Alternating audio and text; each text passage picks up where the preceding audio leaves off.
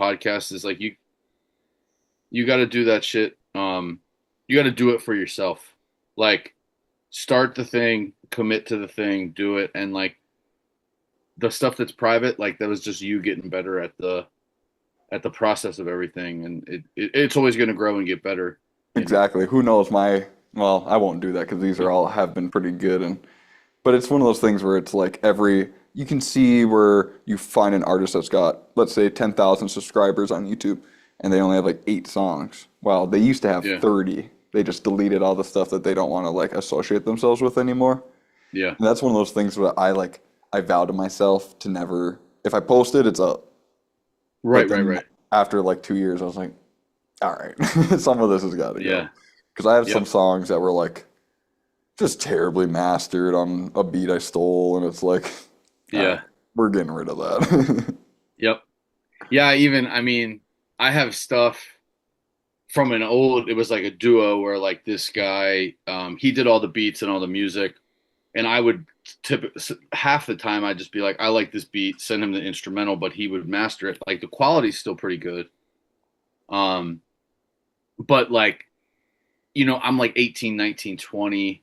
Like I talk about this a lot of like, I'm still emulating the style of like music I like rather than like having my own voice. And so I'm saying a lot of shit that I don't actually mean. Like I'm just trying to make words rhyme and figure it out. And although the quality is good, like I gutted all that shit. And when I posted it on my own page, being like, here's like, a showcase of my stuff, it was like a third of that music left. Cause it's like half of the shit is beats I stole. The other part is like shit I don't mean. I'm just like talking shit to talk shit. Yeah. So it's like, it's just growth, man. It's just like, you gotta let all that stuff go and do like stay in the now and make sure it's like true to you. I Yeah, I feel think that that's one heavy. thing too, is as you develop, I think that there's probably artists that wish that they could delete their like biggest album. You know, they're like, Right. I hate that I'm known for my biggest album. That was like my debut album. That was when I was 20, and someone noticed me Yeah. from my mixtape when I was 19. And it's like you're saying it. You were talking a bunch of shit that you don't Yeah. actually feel now, or wasn't true to you, but just something you were emulating or whatever that process is. I definitely Yeah. feel that. Do you think that it was more in like, were you like, I got a Glock and I'm pulling up on the block, or was it like you were doing lyrical miracle stuff where it's like I'm navigating, accentuating, and been like just doing stuff that like it didn't have any meaning, but it felt like it flowed really good, or what? It it definitely was that of like I know all these words rhyme and they sound relatively like uh mainstream enough, right? Like whatever that means, they sound like people will want to listen to them. Okay, Um but like my big thing, I'm a big narrative guy, right? So like my even if it's an EP, it's like I want there to be a kind of journey there and nowadays it's like I'm just out here telling stories that fit into the amount of time I have on each beat. So I think in the early days, I was just like stringing a bunch of non sequitur shit together and it all rhymed and it sounded okay, but my heart wasn't in it, right? It wasn't like, but I think that stuff is important too. Like that stuff is like you have to emulate the sound of the things you like until you can make it your own. Otherwise, like there's no, you can't do it until you try it, and it's going to be messy for a long time. Like all that stuff is like vital to the process. It's just like I listen back to it, and like think about music as a time capsule of like I know exactly where I was, exactly what I was feeling when I wrote it, but 70% of it is kind of bullshit. sure. Like the lyrical miracle is so like fast car NASCAR. Like Yeah, yeah, it's like okay, yeah. like none of that I really try not to do that, sticks. but sometimes I've never done that, but sometimes it sounds like I do. But I find ways to make Yeah, things make sense. So even if it yeah, is NASCAR fast car, I'll use the previous bar to say that I feel like I'm a car, like somehow a metaphor.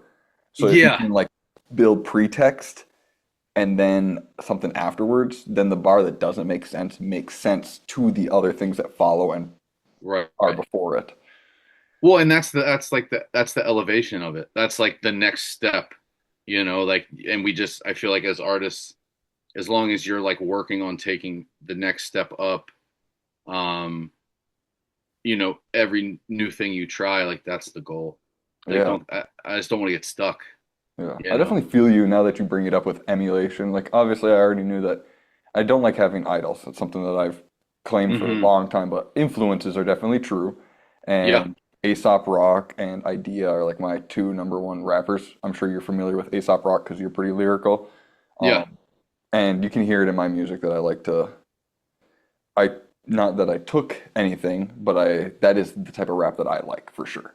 And so Yeah. the more big words I can be in something, and not have it be lyrical miracle and like be a bunch of big words but actually mean something personal, that's what I fuck with a lot. And it took me until my last two songs that I made or three songs that I made where I actually feel like I'm practicing what I've been influenced, but not emulating anyone. I'm Yeah. solely being myself. And some of the songs in between that were like me. I just really practiced with like I made a song that's like about a girl. Like I've never done that, and I don't want that. I deleted Yeah. that shit. You think I want that on my?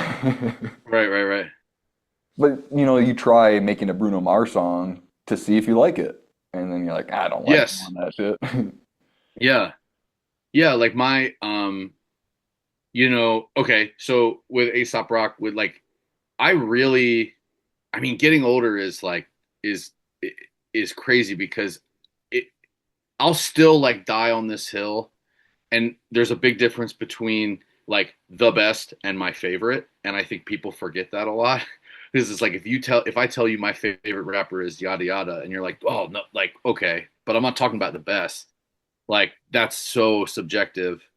Um, but like Wayne, like Lil Wayne was like untouchable for me when Yeah, I was like coming up, like mixtape Lil Wayne run. is the ghetto Aesop Rock. He Yeah. definitely saying like really really cool stuff.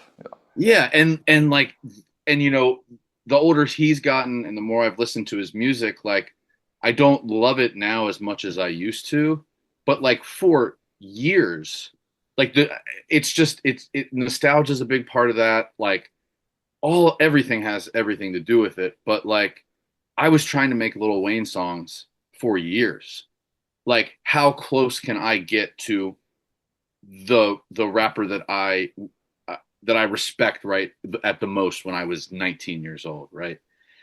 And so then it does sound phony. Like at some point, it's like, oh, that's not me. So how do I make a song inspired by that person and make it my own? Like my biggest influence right now, she's out of Philly, and it's Tierra Whack. okay, Like she's just like fully, she's just a fucking weirdo, man, and it's awesome. I like that And stuff. I'll have to look her up. like she just plays around with melody a lot, and she keeps it real simple, and just like says what is like, I know it's true for her, and it feels true for me when I listen to it. And so it's like, that's the inspiration now. I'm not inspired to make my shit sound the same. I'm inspired by the way you're being yourself, and I hope I'm doing that every time I make a song. I love that. That's definitely why Yeah. I specifically follow a lot of I have two things to say to that. I specifically follow anyone that I see that is like that I see that they're being true to themselves and that they have low followers on Instagram or something like that. I always follow Yeah. them because I hope someone would do the same for me. And then Yep. the second to that is like if I'm on YouTube, if it has 1 million views, I don't click on it. I've Yeah. trained myself to only watch stuff that has low views, and my algorithm gives me stuff that has 7 view counts all the time. So I'm constantly Wow. finding people that are underground, and that Yeah. even if it's not anything super, you know, crazy or anything, I just know that I'm giving my time to something that's more valuable than just like I like Black Eyed Peas songs, they're good, but Yeah. they already Yeah. got 70 million views, so Yeah. They're doing okay.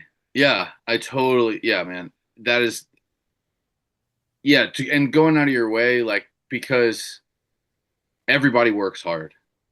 Everybody works hard at the thing they're trying to do.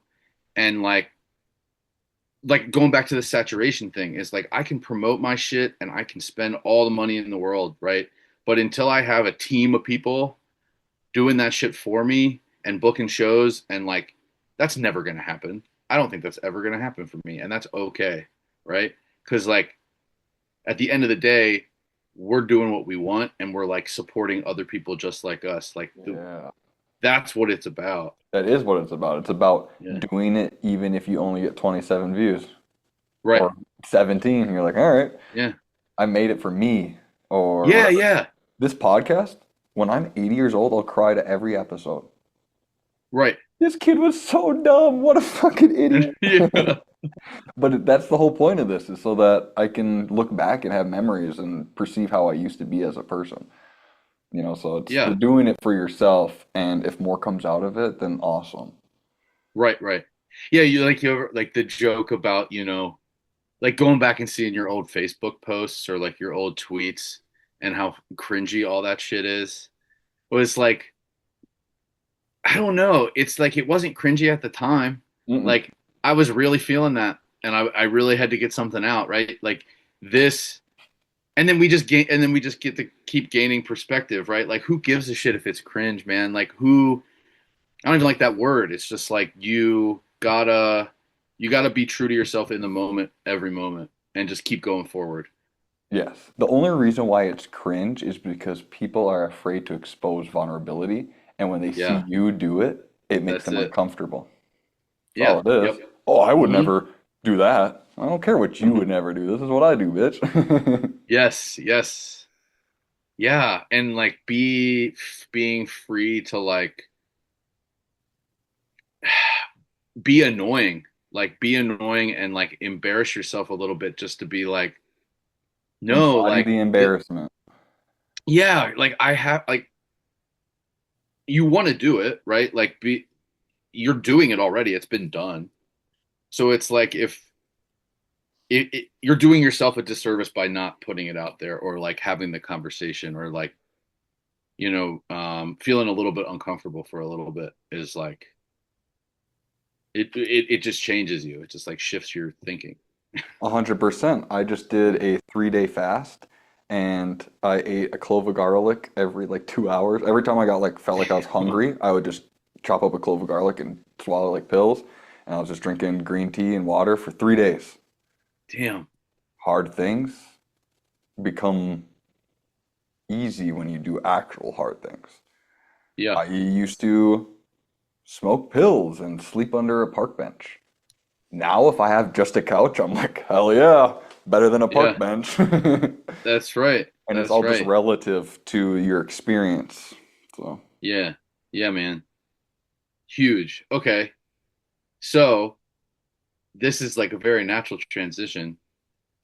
Uh it's I'm right. Okay. Let me try to figure out the how to get here. Sleeping under a park bench. I've never done that. I've never I also abused substances for a very, very long time. Um, and I am very happy to say, like I've been was a year and 5 months. I'm like totally clean, no alcohol, nothing, do you smoke and pot? like no, Cool. I mean I did like I mean I was at like I Well, if mean you were fucking abusing other drugs, you were definitely smoking pot. definitely smoking weed. Yeah, I was doing pretty much everything. I'd say my minimum a day was like 10 drinks, no Damn, matter son. no matter what. Yeah, I'm and glad you like ain't doing that anymore. I have uh, 2 or 3 glasses of wine. hey, it's like, and I'm not here. I'm not even here to say like on anybody else other than myself. Right? It's like I had a fucking problem with a bunch of shit, Me too. and I get so you. yeah, so it's like I think I just had this conversation with somebody else like that in mind, but also like I think it's really easy to look back on stuff and like be embarrassed by the vulnerability, but like be embarrassed by like these like shitty decisions or these like bad circumstances that put you into this hole. And like I'm really finding, at least in sobriety, that like all of that is, it's all part of the growth, it's all part of the perspective change. And like kudos to anybody doing any type of work on themselves creatively, physically, mentally, all that shit. It's like it's all growth. And like I just like, yeah, to see, I don't know you well, man, but like to see you doing what you're doing now, and for you to just be like, to tell me that casually, like that's vulnerability, and that's like why we do the shit we do, I think, you know. 100%. I think a big part of the whole reason why, another reason why I have this podcast is freedom of speech and the vulnerability. I want to Yeah. be, I'm this with every person. I'm this with my pastor. You know, like Right. Yeah. if I met anyone, I would tell them the same things. And I think that's what's important. Like you said, kudos to anyone that does self-improvement. My Yeah. best self-improvement was I just don't care anymore of hiding anything. Yeah. Because if I were to care about hiding things, I would be so embarrassed when people called me out on the shit that I did. But Hmm. instead, I just tell everyone first. Yeah. Yeah, I did horrible shit. I smoked Yeah. pills. If I don't do that, then people are gonna be like, "Did you know Miles used to do this and he fucking robbed Yeah. me and just crazy shit." Or there's, and like there is also a huge difference between secrets and facts. And I think people get facts confused for secrets a lot. Of like, Mm, well, none of that shit's a secret. I did all that. That's a sure. fact of my life, right? Yeah. And so the more you like operate under uh, the more you operate with facts and not secrets, it just becomes a part of you. Because then you don't Dang. have anything. You don't have anything to hide. You know. Dang, I've never heard it put it that way. I Yeah. like that. Yeah. It started like I started. I mean, that started for me like I relatively young. My mom passed away when I was 14, right? And for a long time, for years after that, it was like this big fucking thing that like I didn't want to tell anybody because then they'd have this opinion of me, yada yada yada yada. Well, it's like Sure. no, it's her not being alive is, rest in peace. I miss her very much, but her death is not a secret. That's a fact. So it's like I can either accept it and move forward, or I can hide from it, and hiding from it is way scarier. It is way scarier. And Yeah. it's not even hiding, it's running. Yeah. Yep. I've ran. I was just freestyling yesterday morning in the shower. I always have crazy. I As wish I we could. do. Yeah, as we That do. that's the And best bar. Those are the best bars. they are. I go out of the shower thinking I'm going to be able to say it, and then I go to my computer and I'm like, the bricks are yellow. And Yeah. then I turn them red. I'm like, bro, is, it's not what you just said. I was in the mirror, like is, fucking looking in my eyes, like, you're a fucking, like going crazy on myself, exposing literally, like, I've always just ran away from shit until obviously I changed that. And obviously, there's probably something I'm still running from that I'm not aware of. But I just yeah. realized that most of my life was running from shit. Yeah. And I just gotta, like, I've decided now with my life, like, maybe I'm a schizophrenic, but when I think there's an entity in my house or a ghost or something like that, I just say, get the fuck out of my house or fight me right now. And I'll like stand up and like flex up. And I'll be like, Yeah. I'm not scared. Like fucking, if I don't care if you're an 8 foot tall demon, I will fucking die fighting you. And I think Yeah. that is that mindset internally and Yeah. externally. Like once you realize that you will just fight anything for the righteousness of you, that's when you Yeah. really like that's when the empowerment comes. Whether it's I just saw a thing, it was a quote, it was like, uh, I'm not a man of God, but I'm a man that believes in God. And I think that that's going to be to your a whole life if you try to be a good person. You'll never Yeah. actually be 100% perfect. But to be realize that you aren't what you are right now, what you want to be, but Hmm. you become aware of it and then you practice those roles. And so I equate spirituality a lot to sobriety, and that Hmm. it's one of those things where the vices that we have and stuff like that are the drugs. And so if we were to masturbate or to do anything that made us feel guilty, steal or lie, one of those type of things, Hmm. From the day that we don't do that again, that is our sobriety. So like right Yeah. now, I'm 6 months sober from watching porn. I did six Nice. months Yeah. before Yeah. I had a relationship with a girl that got me thinking about sex because I Right. had it 4 times in a week. So I was like Yeah. thinking about it, and so I relapsed. But the sobriety comes from once you again don't fall into actions that you find as bad. So I again, like I said, I equate spirituality to sobriety for real. Yeah. Yeah, man. I mean, they go hand in hand. It's like man, I had been trying to get sober. God, it's 2026. I I went to my first like meeting in 2018, and I went to that meeting fucked up. I like drank in my car before I walked in, and like they brought up like God came up and spirituality came up, and I was like, fuck all of this, right? And I left, right? I never went back, and I finally ended up getting back in the rooms, and like that spirituality is like a huge part of it, and I like pushed up against it for so long, and when you work through it all, it's like it's not, it's like it's not encouraged, it's essentially like required to move forward of like finding some sort of um spiritual understanding that you can like give yourself over to, like what you said of like about not caring what other people think. Like I am only myself. Like I have to be aligned with what I want and what I need. I can't give a fuck about what anybody else says or thinks or does. It's me. Right. And then giving it over to this spiritual thing of like it doesn't have to be like the big guy in the sky, right? Like the man upstairs. Like it doesn't have to be any of that. It just has to be God as you understand him. And Yes. like that like freed me, man. It was like, oh, Yep. okay, now I can fuck with this, and it changed my whole way of thinking. I And was like no matter, sorry, yeah, No, you're good. I was just gonna say that I was very conflicted as well that I grew up in a Catholic school.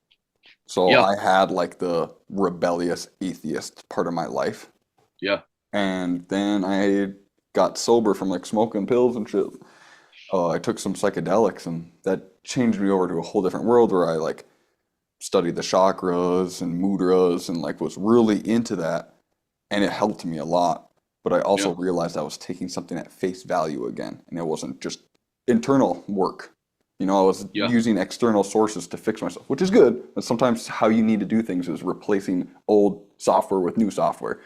But once you right, get that new software, then you can learn how to update it in your own internal workings, you know, do your own yes, coding inside yourself. And so I kind of went to a spot. I was really into conspiracies, chakras, all that type of stuff, spiritual.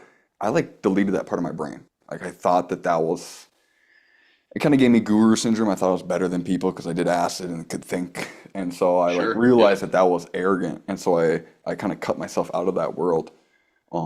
And honestly, it's probably been like the last year that I've started to like really dive into that stuff more. I've done DMT and for the longest time I knew my outlook on religion was I know there's evil. And that was mm, all that like I could if there's evil, like that's just I knew there's bad. So there has to be something that's the opposite. That's how the yin yang is. you're right, How math is and stuff. And then so I've adopted more of a Gnostic, Gnosticism hmm, outlook on things, but it's also, I don't know. I think that Christians or I don't even know, just conformed religion doesn't think colors and shapes matter. But their yeah, it's all, cathedrals are yeah, built off of math so that the vibrations put you into a spot where you think that you feel God because of the organ playing, because of the yeah, harmonics of the building. So that is yeah, put into it, but then they like deny it. No, math and shapes and symbols aren't real. yeah, That's the whole point of everything. So I think that yeah, the religion aspect needs to be there is a God of however you find it, but it also needs to be mixed in with that. Not necessarily a specific mudra or chakra, but learning how to connect with your energy fields and that stuff. I think that's all part of it. It is yep, part of it. Whether people yeah, want to like live in this world where they think it's not, Right. No, I mean, I totally agree. It's like I think my problem, the pushback that I was having is like, the organization of it, the organized side of all that religion stuff is like what really gave me pause of like, no, I don't want to go to this building and I don't want to read the verses and like sing the songs. I don't want to do any of that. I want to like I wanted to find my own way. And that meant for a long time, just like kicking it all to the curb and trying to like push through everything.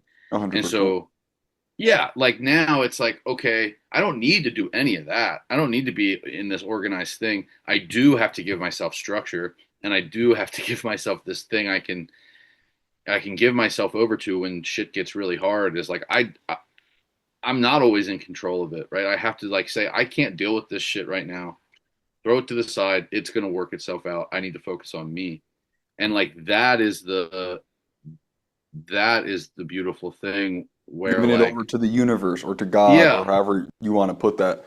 yep. Recently for me, this is how it was. 6 months ago or 4 months ago, when I just quit my job like 3 months ago Hmm. and paid off a couple months of rent and was just going to focus mostly on art. Then I got an opportunity to work on at a church, and so now I work 15 hours a week at a church. And so Cool. every morning I pray in the altar room or whatever. It's a Methodist church, so it's not some Hey, Catholic weirdness or whatever. that's where I grew up Methodist. Okay, cool. Yeah. Those people I relate to a lot more because like the pastor was telling me that their kid's trans and stuff like that. Like that gives Cool. me, even if however I feel about things, knowing that people like that's an open space that makes me cool. Yeah. Like, oh, you're not. Yeah. I was raised Catholic, so it's just different. Right. But either or. So I've been spending the mornings praying in there, and I've came to this conclusion like 4 months ago, it was the muse. I had a relationship with just the muse. And then I've realized that this is my theory right now on how I stand religiously. The father, the muse, or the love, or the woman, and the circle, the Holy Spirit is your shield, which would be Mm. like your Merkaba, your energy field. Yeah.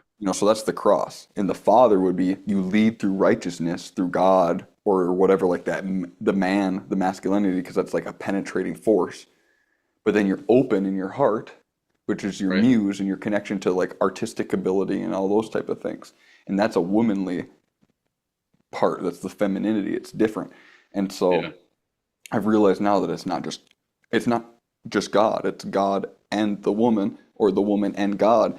And right now I'm kind of in the spot where I don't know where or who you submit to, or if it's both. But I've just been very open to communicating with both and letting it, because it's the duality of man wouldn't be the duality if there weren't two sides of something. So just to Yep. say that there's one omnipotent force, I can't live with that.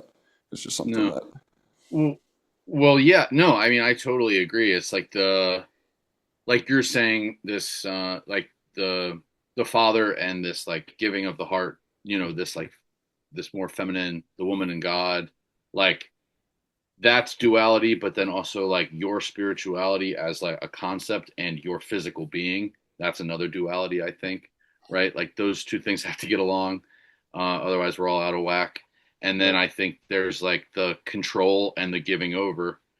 Like maybe that's a horizontal line. I don't know, but like it all goes, yourself, and then it all goes out, and it's got to come back, and it's like the continued cycle of all that stuff. Right. We're not alone. I feel that a lot. And like shit, if we're talking like aliens, right? Like I know a guy who's like, I mean, you when you brought it up earlier of like that can all be true, and then there's this like other, there's this whole other thing we don't even like, we can't even access.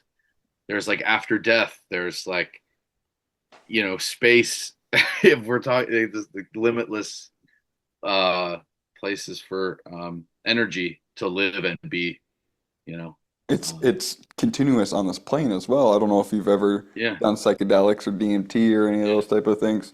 And once you realize that it's around you at all times, like I said, there's a reason why I say you're not welcome in my space and I'll fight you right now. Because if you don't do that, you give shit power. That yeah, shit's there's things that are real in our world, and if you can't sense them, I don't know. I've came to terms that the reason masturbation is such a thing is because there's an entity that feeds off of it. sure, yeah, And so my last psychedelic experience, I took some acid and I was just meditating and I painted and I while I was sitting there breathing, I vividly felt the whole world. It was like 10:30 p.m. The time everyone's on Pornhub. Like I could yeah, feel it yeah, in the world. And yeah, I was like I felt hurt and disgust for the millions and billions of people that are stuck right now because something there's this Pixar movie or Disney or something like that where there's the sun and the moon or something and they're always flying around the earth, but they're entities. And I yeah, realized that there might be forces that have cycles and periods, and that's why we have morning wood and nighttime. Like obviously you can masturbate whenever the fuck you want, but the strongest urges are these dawn and dusk times. right, Well, what spirituality aspect is that we're not being aware of? Is there some sort of entity that circulates the world, and so that at all times, wherever the sun is setting or rising, the other force is taking over. And if you aren't aware of it, you're right, going to succumb to it. That's why there's middle of the night's the witching hour. Is that when that right, right, entity or that energy gets its strongest force? You know? yeah. And those are like, I mean, that's pretty profound, man. And like the the fact that we know all this stuff, like the witching hour didn't come about yesterday. No. Like that's been a thing for, hundreds of years, right? Yeah, So it's probably like that. thousands, but for what we know, hundreds.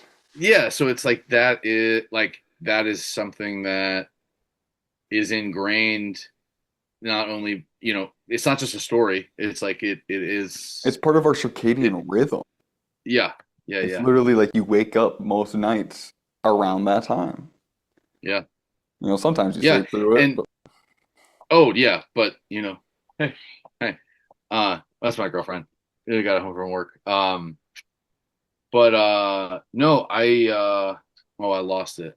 Um no, back to like hallucinogen stuff. Like it's been a minute and I actually, almost a year and a half in to sobriety, I asked someone, I was like, "Hey, can I do shrooms again?"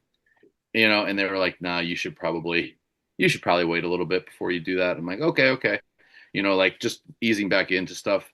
Um and I totally get that, but like there has been a ton of real life lessons uh in trips that I've had, and like sitting down before I consume anything and being like, I'm setting my intention, like this is the thing I would like to get a little bit of clarity on, this, like sitting in those moments, like feeling that big so you're having a connection. prayer before. That's good. Yeah, yeah. And actually, like I don't, I have something to say about Methodists too. And I'll get back to the prayer. I always joke, growing up Methodist, I did love my Methodist church, and I felt very welcome there and very a part of that community.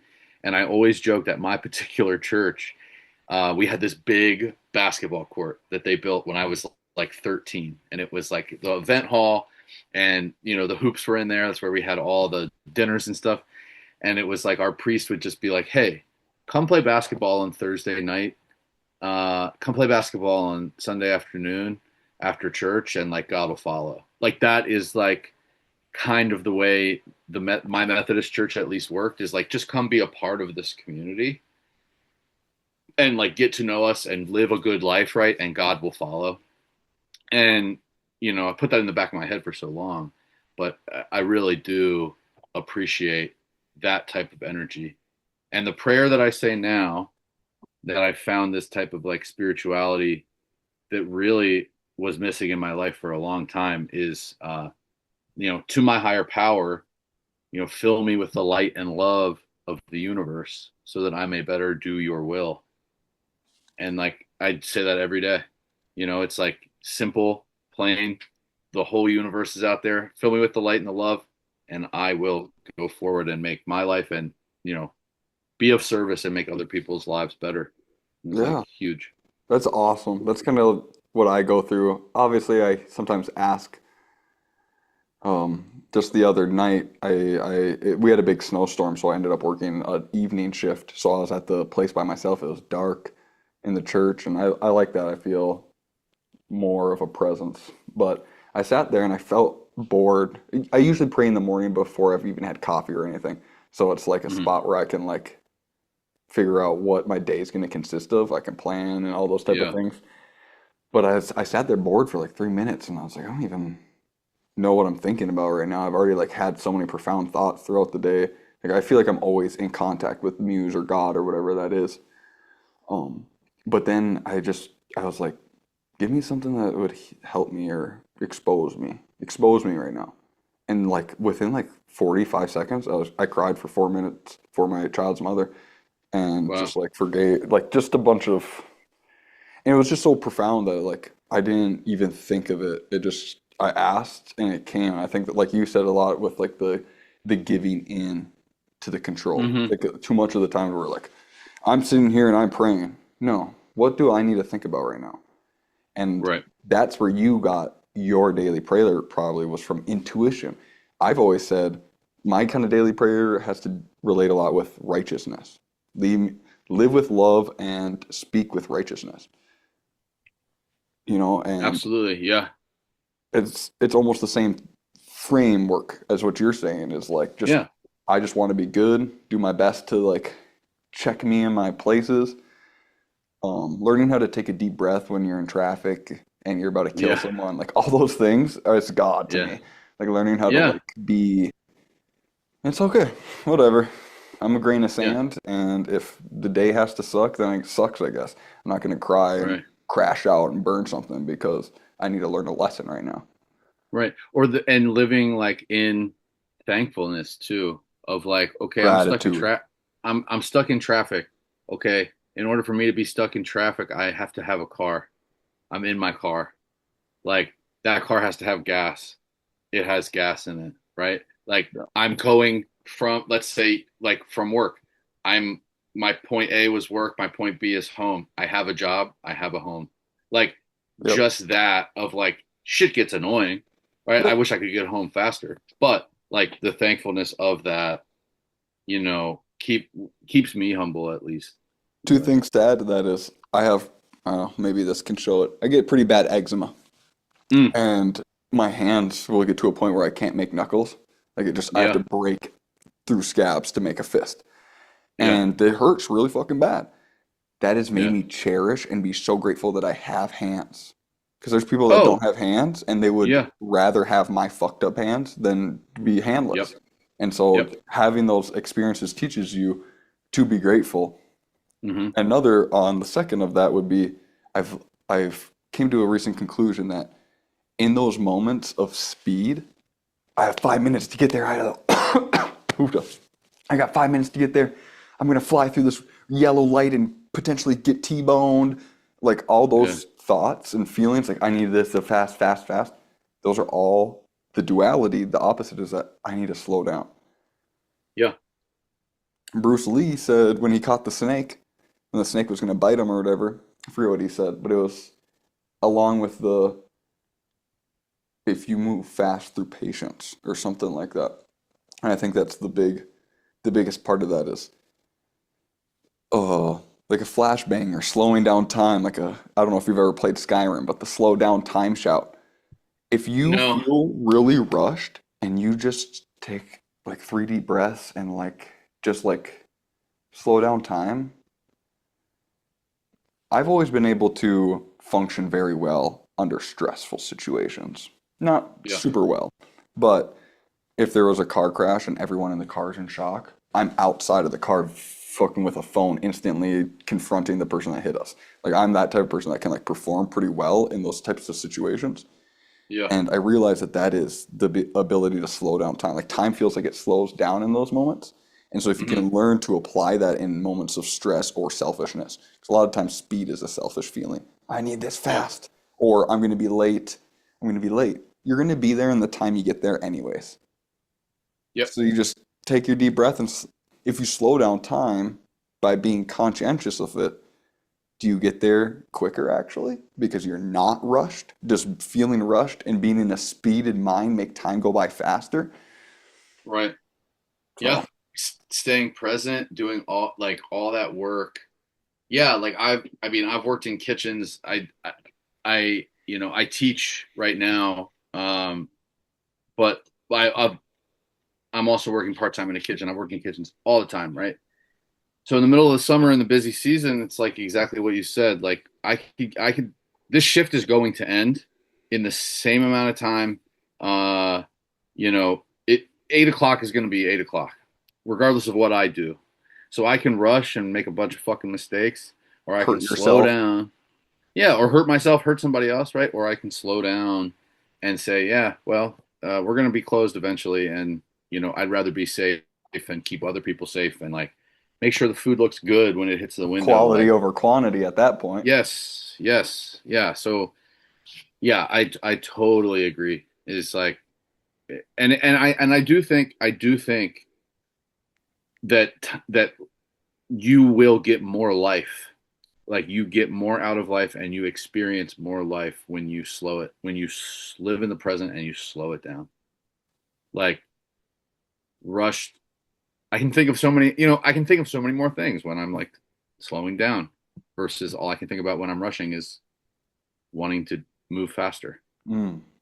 So Are you familiar with the idea of introspective and extrospective perception?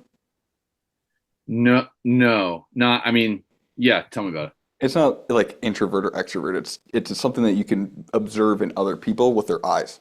And so Oh, introspective would be like you could still be looking around and you blink and you can feel your feet because your feet itches or something. That's introspective. mm, You're just being present. nice. Yeah. Extrospective is when you play video games, watch TV, are in a rush or exposed to conflict. Like if you're, I don't know how you are with your brain, but like I like to sit where I can see doorways and stuff like that and be aware of Mm, threats. Well, if you're in a spot where you're being really perspective of like potential threats, that's an extrospective you get out of like if I'm having dinner with my family, but I'm just worrying about all the people in the restaurant, I'm not present. And so that's an extrospective mindset, which yeah. can be good for relaxing. It's a good way to disattach from yourself sometimes. That's why people enjoy TV and video games so much because it's a Hmm. place where they can escape from themselves, which needs to be practiced appropriately because otherwise it's escapism, obviously. Right. But I realize that I'm too introspective, and that's why like movies are way too much for me. Like I've watched a movie and prepped for the apocalypse for 3 years because I'm way too introspective when I watch stuff. I don't let it be an outside thing. But point Right. being is when you're in a moment of that speed or whatever we're talking about becomes extrospective where you're just checking signals and you're like you're focused on one thing and it consumes you. That's the thing with extrospective is you don't feel the itch in your foot. You're just in your head and your eyes are just like fucking Hmm. ah. Yeah. Huh. That's super cool. I feel like I live a lot in introspection. I I mean I'm an actor by trade, right? So I have that's what my degree is in. Went to school for acting, so we did a lot of that. Like I'm gonna remind myself that my feet are on the ground. I'm gonna flex my toes. I'm gonna like send the energy all the way to my fingertips, the tip of my head, my nose. Like I can do all that. I can like Mm. locate the energy, build the energy, send the energy where I want it to be for the day. And then I also like in contrast to you, like that the like movies are a huge part of like how I rest, right? Like if I have nothing to do, I'm gonna turn a movie on. I'm gonna like take an hour and a half and just be in that thing, and then I can pretty much like flip that switch where I tend to get lost. Like I wish I had more extra. What is it? Extra. extrospective, Extrospective. extrospective awareness, where like I kind of like I do it after the fact. I go, oh shit, like I guess I had nothing to worry about, but I should have been more aware of like what I did or what I was good, like what needed to happen in certain areas, like out in public where I'm like, I say something fucking stupid and I'm like, I wasn't really thinking or planning ahead very well. Like, yeah, it's definitely a balance, but you know, you can do more with, you can do more when you know that about yourself. So it's just like hammering that down. 100%. If you Yeah. don't know something, you can't work on it. And that's one of my Yeah. biggest things is no matter how stupid I feel whenever I'm talking about any of these things, there's people my age that haven't even had these thoughts yet. And they just Bro, like go isn't by that McDonald's and they're like, I gotta get a vape. I'm like, no. isn't that crazy? I Yeah. mean, those people like that, and in some ways, I'm like jealous because I'm like Ignorance is bliss. you just like live and do and sleep and wake up and like do the thing, and it's the like the more you know, the unhappier it gets or something. Like the more like aware you are of shit, it's harder to Smart people be are happy. sad. Yeah, yes, and so like man, what a life that would be. But like, I would never ever trade my self awareness for like bliss. Like, no thanks. I'd And rather the navigate it. gift that you were given isn't your choice. And for you to not be thankful for it, and then you lose it forever. Yeah, I just wish I was normal. And now you don't rap or like art. You're just yeah, like you lose that overnight because you wished it on yourself. Like, what if that was yeah. your prayer to God is God, I'm It's, not thankful. Muse, I'm not thankful. Well, we took it from yeah. you. Now enjoy being boring. And then you're gonna be there Hmm. like, oh no. Like one of my last pods, I was gonna say something on those same lines of like how I felt with art or something like that, but it's a blessing. There's Yeah, no matter, or that's what I was saying is someone told me that it must, I just wish that I could have the artistic ability you have or whatever. And I'm like, it comes with other stuff, yeah. but I would never trade it. I would never No, trade it. no, no. I would so much And rather then be fucked for life than to be normal. yes, yeah, yeah. I I was playing it today because because I'm like I want to make a little like promo thingy, whatever. Just like I haven't memorized it, but I know like pieces, and I don't think I could have written it if I wasn't in the place I was now. And do you mind if I like just say it? Of I'm not gonna course. wrap it, but okay. So I thinking about how I operated and like the medicine I was on and medicine I'm not on anymore and like meditation and all that stuff. So I wrote many mania driven panicked manic depressives. We roll deep as caverns, so upset but never reactive. I'm not lavish, down to earth, just like a rock or a radish. I'm recovering, but at my core, a cowardice addict. Damn! Right? This dude, okay. So it's like, okay, all that was and is true. And it's like, but then that last line, I'm recovering, but at my core, a cowardice addict, right? I can never forget that because that's where everything else comes from. Hmm. So it's like, man, that shit drove me crazy, right? Like what you're saying of like almost damn near out of my mind, but like the time passes and all this shit comes into perspective, and now I get to reflect on it and Yeah. grow. Like that's what it's all about, man. Like I wouldn't trade that for a fucking thing. That is very well said, and I have heard other things of that exposure. Idea has a line where he says, I apologize for lying down my spine, but I'm a frightened little cat that learned to act like a lion. And Yes, I yeah, just, any of those things is because, like I said, again, like how you told me, it's not a secret, it's a fact. yeah, And I always lived in a spot where it's like, I'm okay with exposing myself. And so you're on the opposite side of things, but you're not afraid to say, yes, if it was my way, I'd be a fucking coward, addict, piece of shit. But Yeah. I know that that's who I am, so I do the opposite. Yes. Yes, because then to give up on it, right? Then you're giving the like you're giving the thing that shouldn't have any power over you all the power, Mm. right?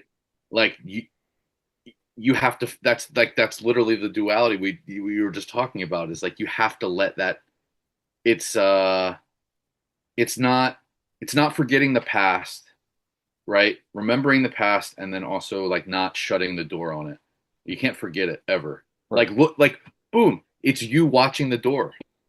It's like that's all the shit, right? And then here I am in a new room and it's furnished and like all that shit's You're out in the there. I'm recording studio and you're watching yourself in there making the yeah, songs, and you're like, dude, that dude's fucked up. yeah, yeah, yeah, yeah. Fuck yeah. So, you know, it's all I mean, this is great, dude. This is like I this is so nice. It's just like, talking shit. It feels very poignant. I mean, this is awesome. So Thank you. I just wanted to say you know, on pod, I'm very thankful, not only for you like reaching out, but for this like conversation. It's very inspiring and it's like deep. It's like Thank you. And I appreciate this you couch. and your openness and willingness to be embodying of the embarrassment as well. Thank you. Yeah. Hey, we're just out here embarrassing ourselves. It's like that's the way to be. Yeah. Yeah. Oh, it only focuses on whoever's talking, so they won't see me doing that. Oh yeah. Now you're talking again. Now they won't see me doing it. Oh no, wait. There you go. I'm gonna take a piss real quick. Is that cool? Yeah, Do you need to absolutely. do anything? Do you want to give your girlfriend a hug and say hi? Yeah, and I'll run to the bathroom too. All right, cool. Wait.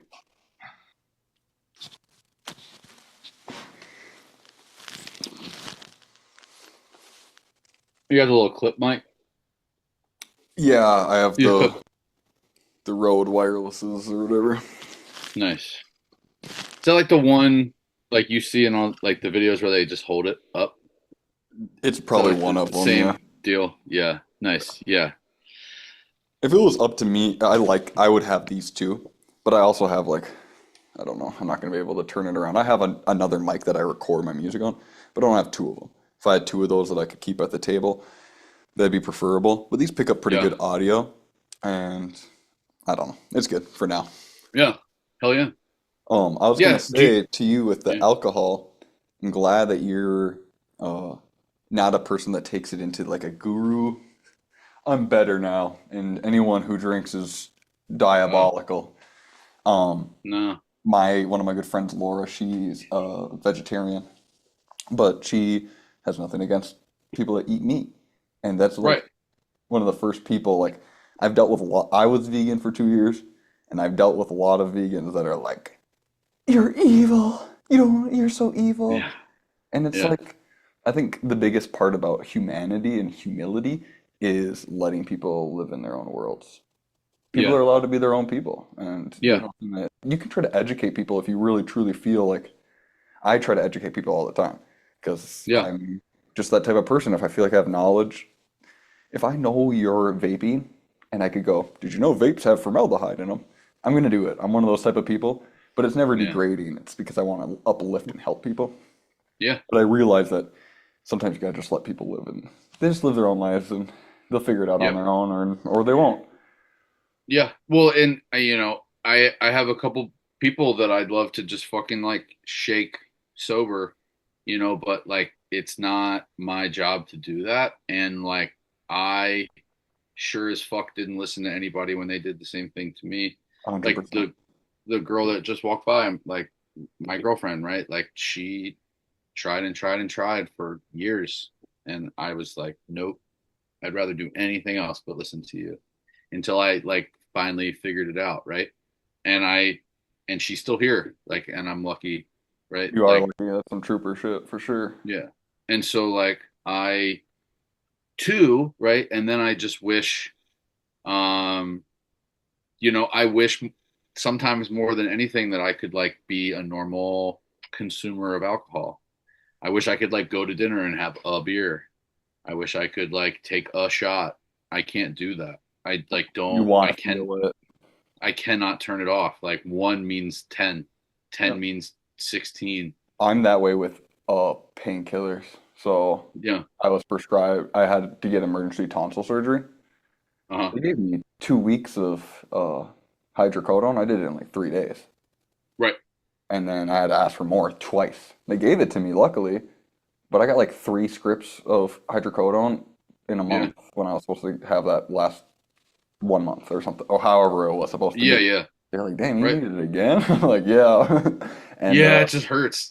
yeah, and Yeah. it did hurt, so I would abuse it to get rid of the pain completely, but now I'm Yeah. fucking obliterated. Like I remember being like at work, like I mean, I functioned very well. I still did my job, but I'm like, dude, I am incredibly high right now. Like this is, Yeah. and I wasn't smoking weed at the time. Obviously, I have tonsils removed, so I couldn't anyways. Right. But I'd spent 6 months without smoking, and then had this emergency surgery that put me into opiates, my favorite. And so I realized that I was gonna relapse. I was like, I'm going to. I ran out, and I was like, who do I know that doesn't have fentanyl? And I was like, everyone is fentanyl. You're gonna die, Miles. So instead Yeah. of doing that, I decided, dude, make a healthy relapse. And I smoked weed. And then I've smoked Yeah. weed for 8 months, and now I just quit again. Uh, Nice. but I'm not a quitter. I'm not a quitter. I don't Yeah. want to buy shit. And Yeah. so our homie, when growing up, this kid Austin, he never bought weed for 8 years. He just smoked whenever we had weed. Yeah. That's what I do now. It Right. might be 2 months that I don't smoke, but when I see someone with a joint, they say, "You want to hit it?" Sure.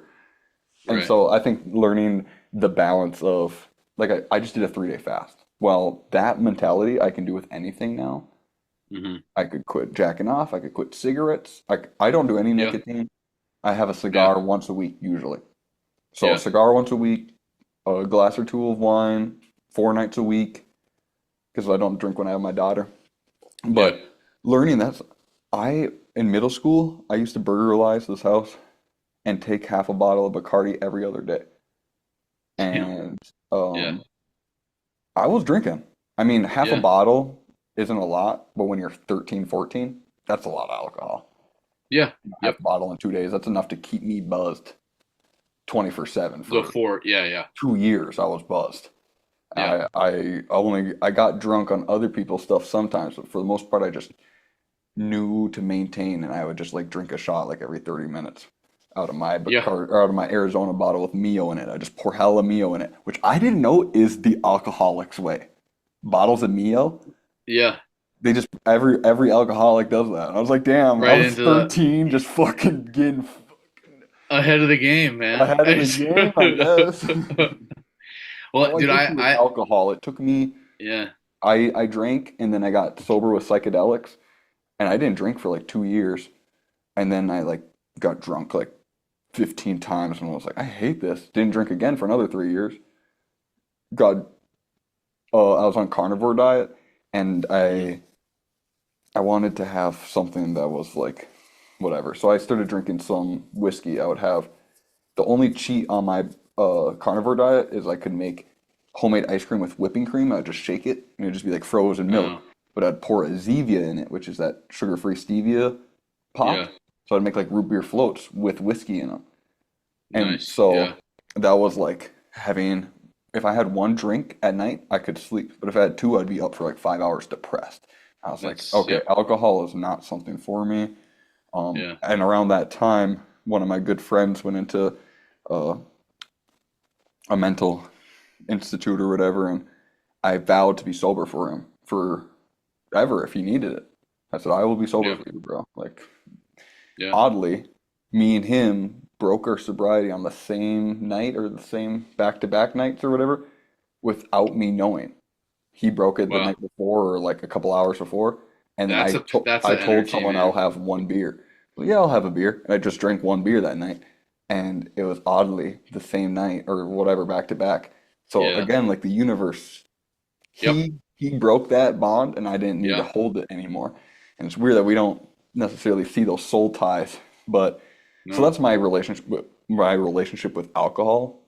And then this whole last year, I don't think I drank. I go out to the clubs. I like to dance a lot, but I will Mhm. never drink out in public, especially I drive. But Yeah. I don't want to be vulnerable. I really don't like alcohol, especially hard liquor. If I take a Yeah. tiny sip, I've been drinking wine maybe for 4 months, 3 months, but if I got this real sangria because I thought it was wine.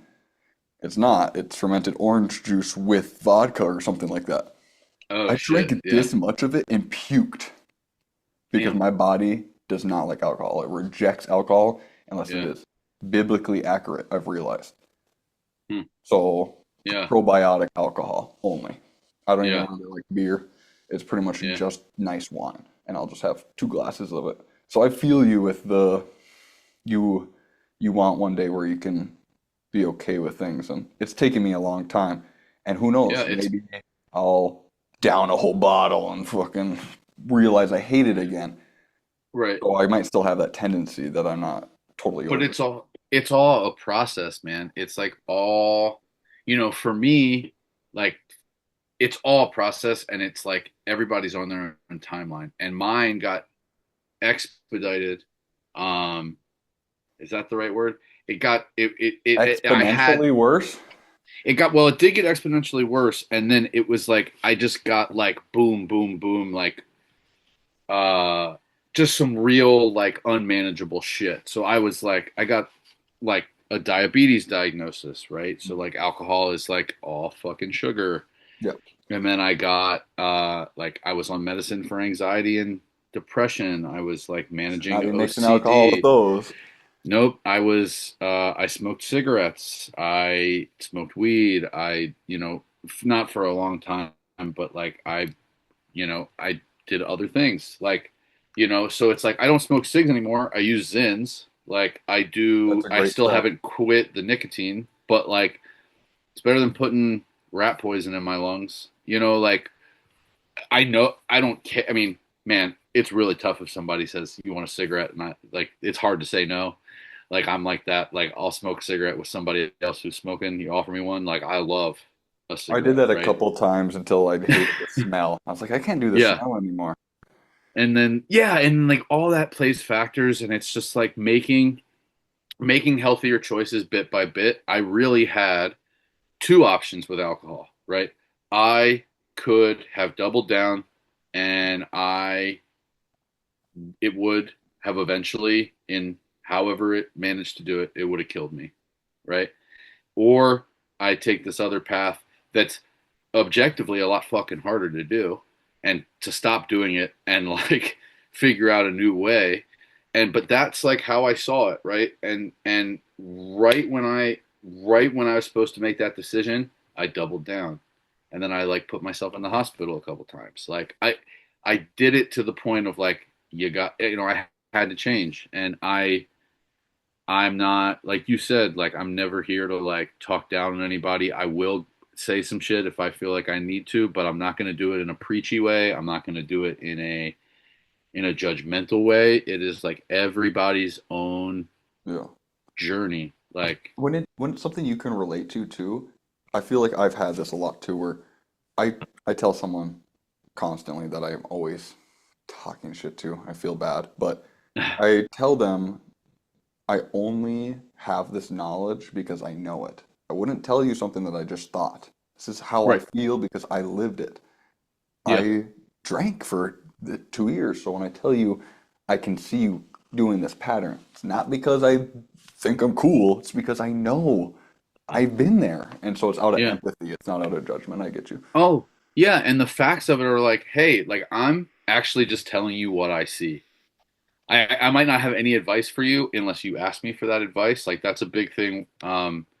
I try to talk with people about where I'm like, do you need me to listen to you right now or do you want advice? Like either way, right? Like if I care about you, I'm gonna go out of my way to let you know what I see, and you can do with that information whatever you can do whatever you want with that information. But I'm putting it out there. I respect that a lot. Yeah, that's awesome. Yeah. To add to that, I think that the inability to reciprocate that type of communication is what leads to social rejects. So people who feel like they don't relate to society and stuff like that. Hmm. is because you try to openly communicate, but people are so stuck behind their walls that you can never be true with them, and so they perceive you as, I don't know how they would perceive me, but I just feel like I can't.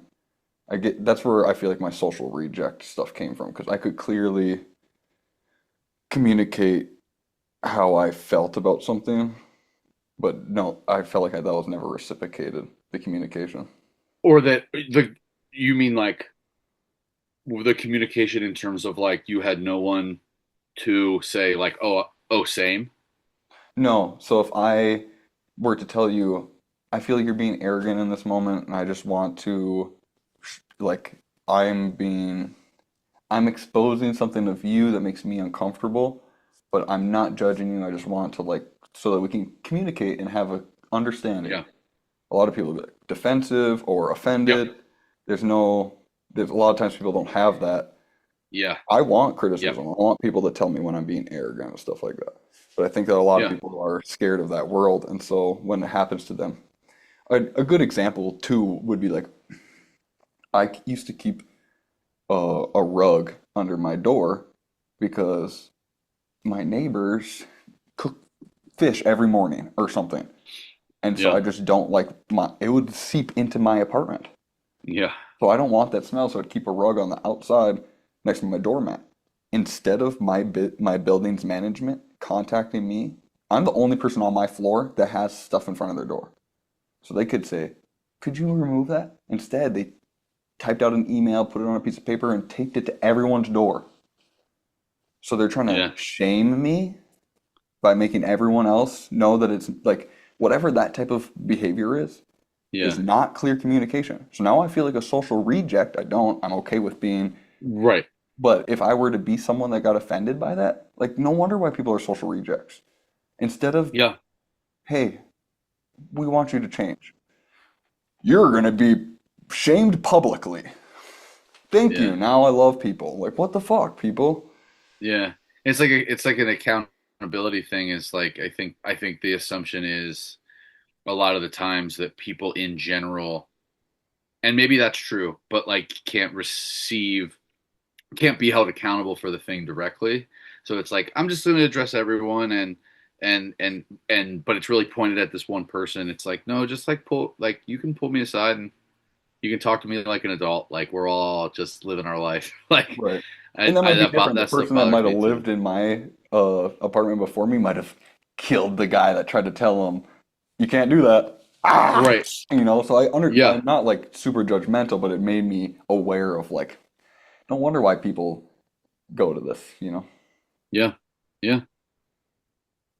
It's all give and take. Is I don't know, but I'm a big supporter of like please give me constructive criticism. Yeah. Like criticism without constructiveness, whatever is just like shit talk. But like if you can find a way to like do it in a nice way, or Yeah. not even a nice way, a direct, like Direct. personable way, Yeah. like that's awesome. I want that all the time.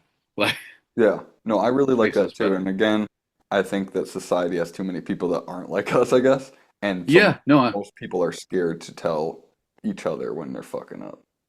or like yeah, because then you're like avoid like I want to avoid the conflict at all costs. Like I Hmm. just had a situation like this with a friend of like, you know, I went.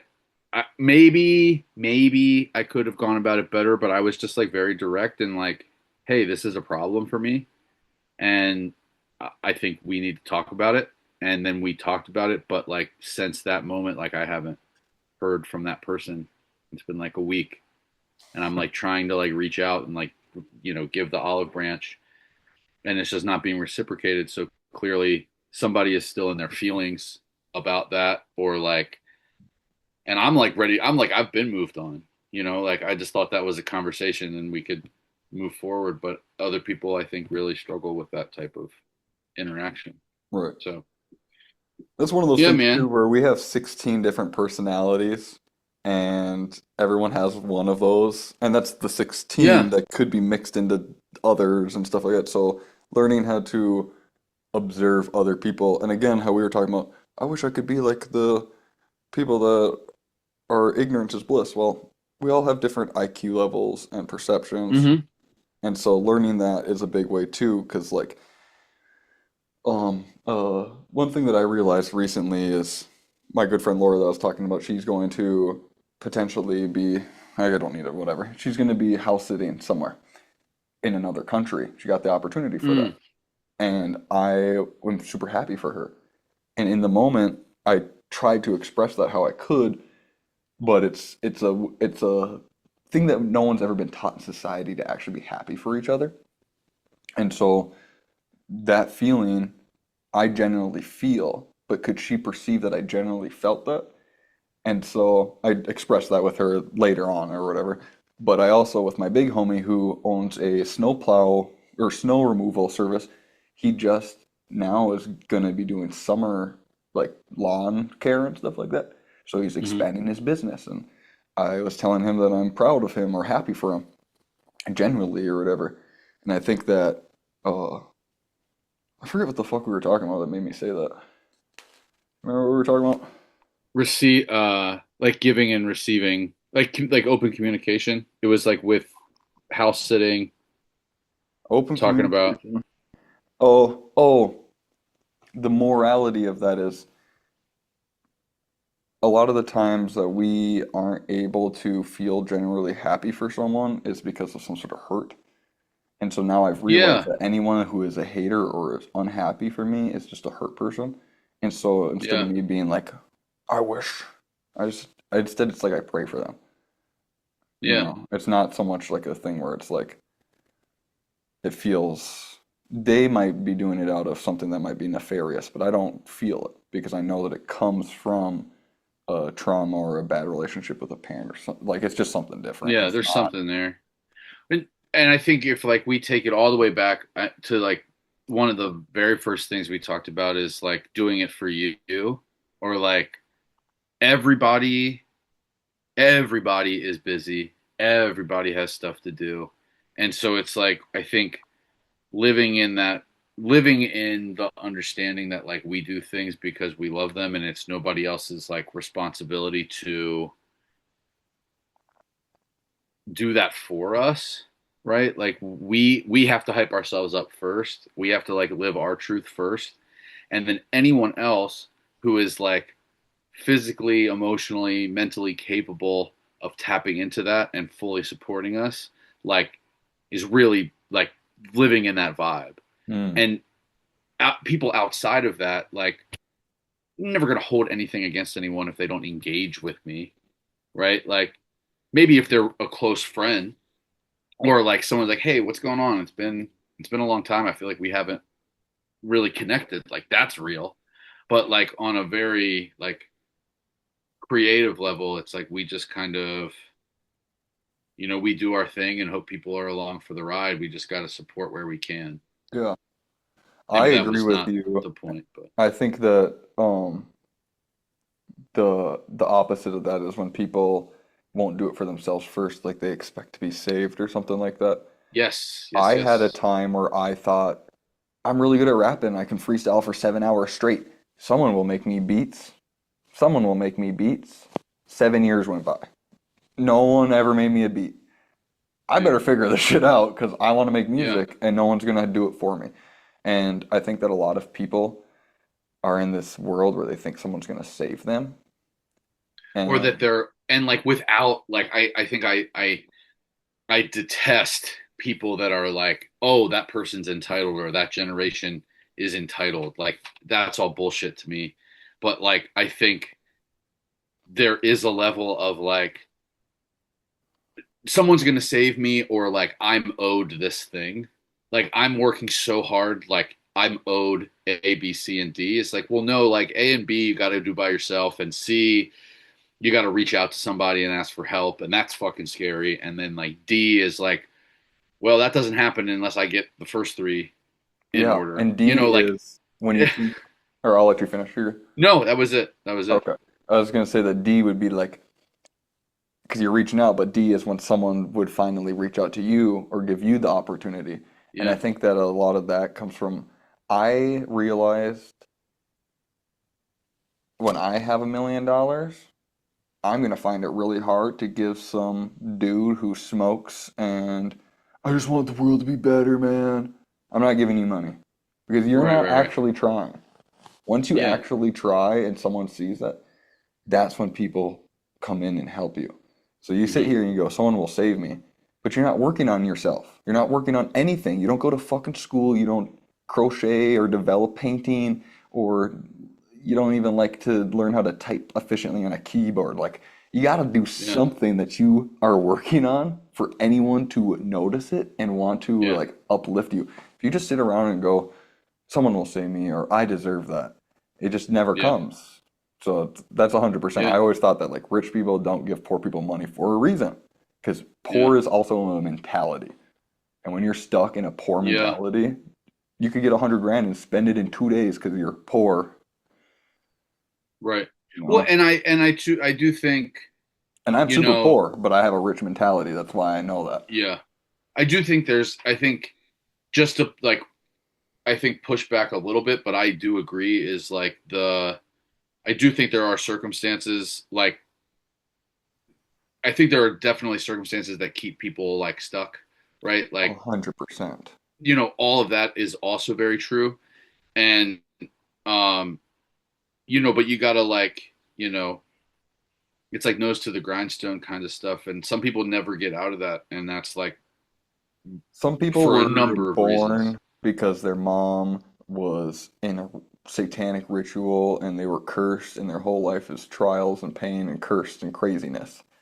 Yeah. Those people are going to suffer. Some people are born in the ghetto and their mom teaches them how to sell crack. They can learn. Once you learn that Yeah. and you don't change, now it becomes a personal thing, obviously. But like there are lots of circumstances that get people stuck, Yeah. especially if it's the only thing you know. If you never Right. looked Yeah. for any research or ever learned anything, that's all you know. I knew when all I knew was I want to break into houses. That's what I did. Right. Like Yep. you only And know what you know. you can either keep doing that till it catches up to you, or you can, it's like you change the narrative, and it's all work. It's all work.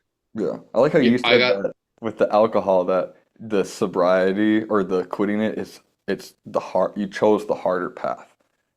yeah. And it really is. Sobriety sucks. Being a good person sucks. I would rather be a sinning, like I said earlier, I'd rather Yes. be the sinning asshole piece of shit. But once Yeah. you become aware of it, then you realize that all your problems are your own. Yeah. And the thing you said too is like you do the hard thing, you do the really hard thing, and all the like menial, less difficult, smaller stuff becomes like, oh, it's not so bad because I Yeah. did this really big hard thing. I Same with got I ego death. uh-huh. Yeah. You said you got Yeah. this what? No, I didn't want to detract from ego death if you wanted to go on because I think that's a huge thing. Well, it's just in the correlation of those both. You either put yourself through hard trials. Like there's people that have never had a psychedelic experience or ego death, but they have had severe hardship like military and those type of things. Uh-huh. And I think that gives you the same type of perspective a lot of times where you're like you just like once you have gone through hard stuff, it just really makes the hard things easier. Like I Hmm. all the time people just I don't know. We're so complicated as humans, and I just wish we could all just like see past a lot of these things that make us the things that we identify ourselves as and just Yeah. like love because that's all that really matters. Because people will truly die on a hill about chocolate milk. Chocolate Anything. milk needs to be 1%. Yeah. Okay, I'm sorry. I just Yeah. I just like whole milk. I'm sorry. Like Yeah. people will really die on that and it's just sad. Yeah. Yeah. And you know, I it's like you got to give good energy to get good energy, I think. And I got really lucky. Like one of the biggest things they're talking about, like the ABCD, is like I knew I wanted to write. That was A. I kept writing, right? B. I ended up like linking with someone who like sent me some songs, right? Like here you can write to this, and they've been sort of in and out of my life in a fine way. Like I'm not worried about them, but like they do kind of tend to disappear and come back in, and I'm like, all right, well, I hope you're good and things seem okay. But when I really started working, I got introduced to this guy Andrew who had a studio, right? And I put in one album on site, and then the second one I did in COVID, so I like did it pretty much all myself. And this first tape, I went in there, I paid all my dues. Um I paid for every hour. I paid to go back and redo stuff. I paid to go, like, I did all this work, and it felt very official. And then uh, the stars kind of aligned, right? Like, talk about energy. I moved out here to Washington, and this dude moved out to Washington as well. We were like 5 minutes apart in Baltimore, and we ended up being like an hour and a half away from each other in Washington State. And You this guys dude knew each was, other prior? yes, yeah, Okay, yeah. We had already worked together, so we ended up like being close out here. cool. And he was doing tech stuff like lights and sound and like show setups for like big artists, like signed artists and these like big venues. So when it came back around for us to work together in Washington, when I went to the studio, he ended up going, "Hey man, like I'm not worried about you paying me at all. Not for any other work other than tracking, right? Like only the tracking the music, that was free." And it was this like huge moment for me where I was like, I don't know why you're doing this, dude. Like, what? Why wouldn't I pay you, right? I ended up spending like days at this dude's house. Like, I would go over there, spend like 2 nights, 3 days of tracking. I'd go back, spend another 2 days, like really getting this shit like dialed. All of it was free. And I was like, man, like you don't owe me anything. I don't feel like you owe me anything. But like that was such a blessing because now the position I'm in, I'm back to paying all that stuff, which I should be paying for, right? I should be paying somebody for their service. But this like little blip in the middle where I didn't have to worry about like breaking the bank to make the music I wanted to make, like was such a lifesaver, like a godsend, a god shot, like, and whatever you want to call it, was just like, holy shit, I'm so thankful for this. That's And amazing.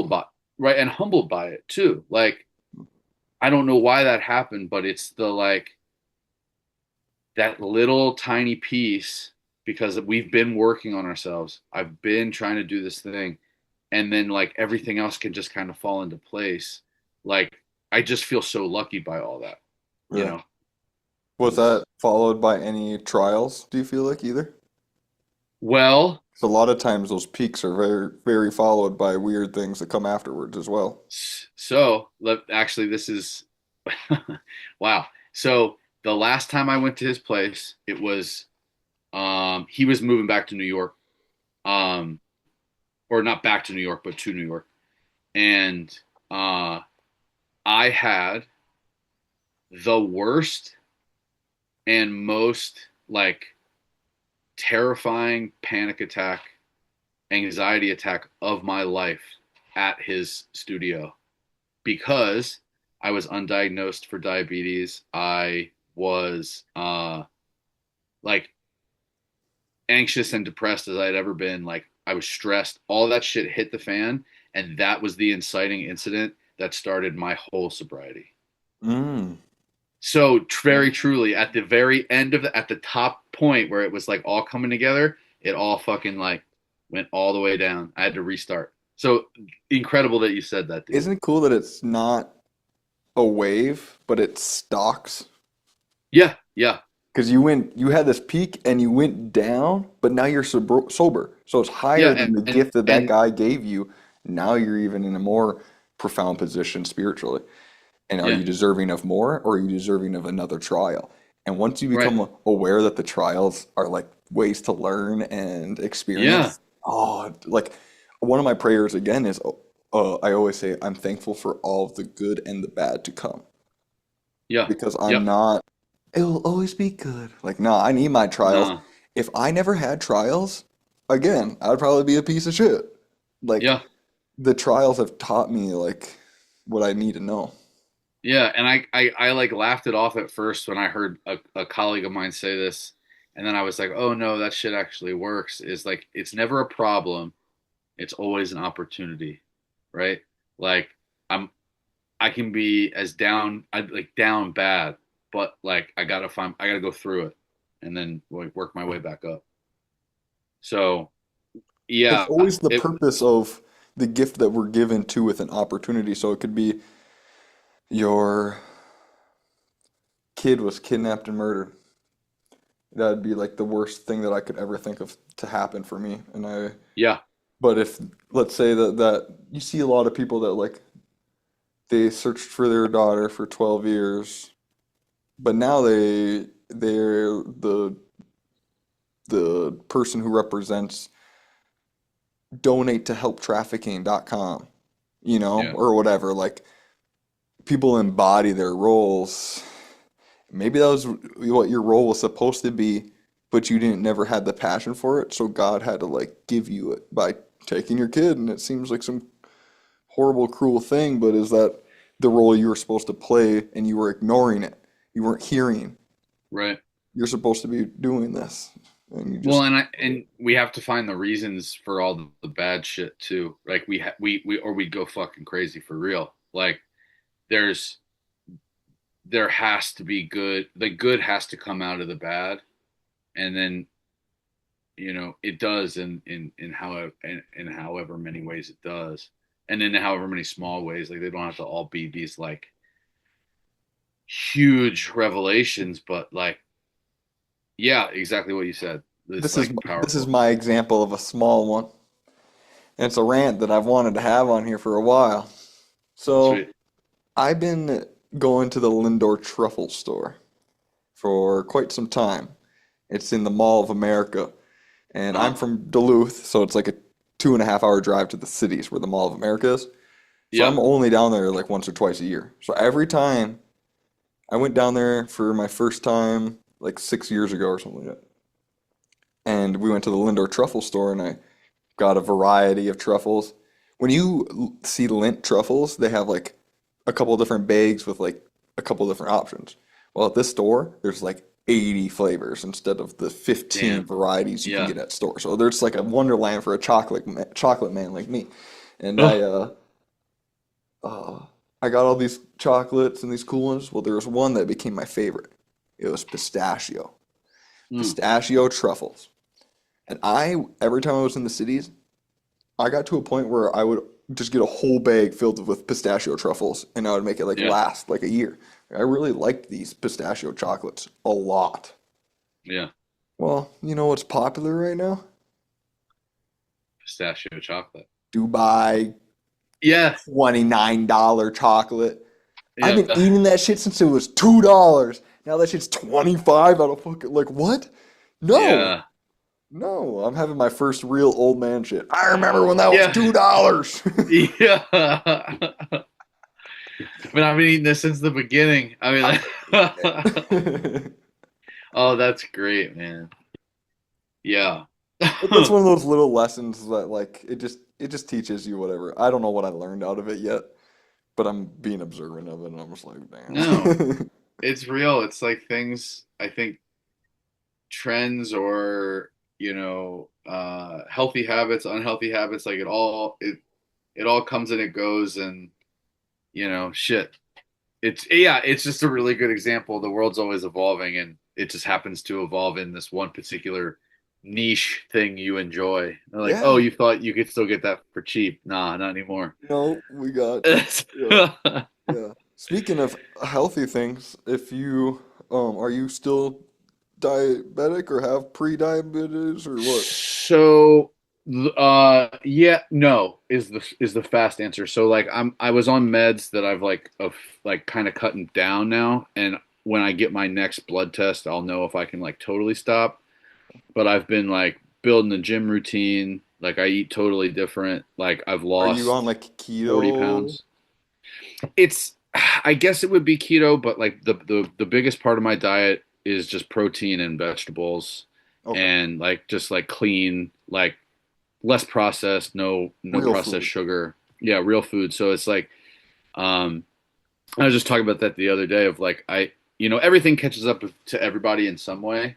Like the older you get, they're like, oh, boop, here's your thing you're gonna have to deal with now. And I think, definitely the alcohol use didn't help, but I was eating like shit. I wasn't taking care of myself. I wasn't exercising as much as I should have. I've dropped like 40 pounds. Like Proud of you. just For real. That's thank good. you. Thank you. Yeah, just from like clean eating and like no alcohol and prioritizing being active. So I am like almost out of the way of like being on meds for any of that stuff. I just got to maintain Okay. lifestyle. That's cool. So I'm glad yeah, that you took the incentive of learning about the diet implements because a lot yeah, of people will think that if they do a detox or take a pill that they can continue the lifestyle, and yes, it is not like that. You can't, well, I no, fasted so I can eat nutty bars again. It's like, no, like no, you did that to yeah, recycle your cells so that you could continue bettering, not go back to the same. And so right, I would suggest keto or ketovore for more yeah, specific if you needed, but since you feel like you're about to be like good, then you don't need yeah. to go to that far of an extreme because you're already doing good W- enough. But And right, if and it it's like became something severe, ketovore, yeah, where it's just like strictly like protein fat, that would like really yeah. help. Yeah, and I'm like also not opposed to like the changes that come because it's like, well, shit, I can eat the same thing for 3 weeks and I'm tired of fucking eating that. Like I gotta be able to switch it up and like stay on track, but also eat food that I like. I don't want to eat the same meal every day for the rest of my life. I used to eat a box of nutty bars and drink a 2 liter RC every day. Dang. Luckily, I've Yeah. had a super crazy metabolism and it never gained weight for me. But it's Yeah. Yeah. still, when you're skinny, you can get fatty organs, fatty liver, and all Yeah. that stuff. So I could have still Hmm. been damaging myself with the processed stuff. Right. But I have a, I have food. I like food, and Yeah. so learning the difference with that, like I was on carnivore for over a year, and the way that I quit being on carnivore was I tried to do a 3 day fast. I made it like 64 hours and ate a whole pumpkin pie. That was my like relapse. It was a whole pumpkin pie. And Yeah. so I understand like the food thing. It's definitely Yeah. like I got so bored of salt beef and eggs. That's all I had Yeah. for Yep. over a year. My one cheat was a little alcohol drink at night. This little spark or whatever like ice cream. And that should have been enough, but Oh, honestly yeah. having that at the night was probably my trigger to make me have the pumpkin pie because I still had insulin. The way that Right. your body works is if you smell a donut on carnivore, you still get an insulin dump because your body's so used to that smell being a Oh, trigger. So even you yeah. smelling a donut will give you insulin problems for Whoa. the rest of your life probably until you trick your brain enough to like for me, if I'm like high and I want to eat something, I eat like canned fish and pickled fish. Like that's what I crave now is Yeah. savory fish and cheese because when I Yep. was on carnivore, I trained my body to liking Yep. savory more. And so I think as someone that has whatever you feel with food, learning that like 90% of sugar cravings is your brain telling you that it doesn't have enough fat to function. Yeah. Oh, people will eat sugar that dehydrates you, which makes your brain need more fat. So you keep getting these signals going, I need fat, but you just give it sugar. And so you Yeah. never actually give your brain what it needs. Yep. So it's just being aware of those things is super important. Well, and yeah, building the habit that takes you away from Skittles and gives you like cashews, right? Like that, though it's all like, it's a trick really. And like you said, and then it's like the training of, I'm realigning my thought process around everything. And food especially is a huge, huge thing. Like teaching kids now and having, seeing the way they eat, like what they're eating for breakfast. I'm like, oh, Takis. We're having Takis for breakfast. Okay. But it doesn't matter, man. Like to them, it's like it just, it is what it is. But Kids luckily they'll, have a metabolism, so higher yeah. sugar, higher dairy diets don't affect them as much. Where like a Hmm. lot of people, once you get older, your dairy becomes an inflammatory. If Yeah. even if you're not lactose, it becomes an inflammatory thing. Yeah. And luckily, kids have more of a balance and can bounce back from stuff. But I was just Yeah. learning about vitamin B12 deficiencies, and Yep. there was this 6-month-year-old girl that her parents were vegetarians and only like fed her a vegetarian diet. Her brain had atrophied, like they were wondering why their kid was like retarded, like the actual Yeah. science word of that. Yeah. And they brought her in, they did a MRI, saw the brain was gone pretty much. B12 for 6 months or something like 6 weeks. I forget what the brain was 100% back. And Yeah. so it's like just knowing those things, I instantly send that to my child's mother because she's been vegan for like 6, 7, maybe longer years. Right. So from when I met her, her brain's shrunken 1% every year. Wow. Yeah. You need to fix that quick. Like, Right. if you continue that for your whole life, like, no wonder why people have mental health issues or feel bad Yeah. or any of these things is because we're not completely aware. And I don't think, Yeah. That was like,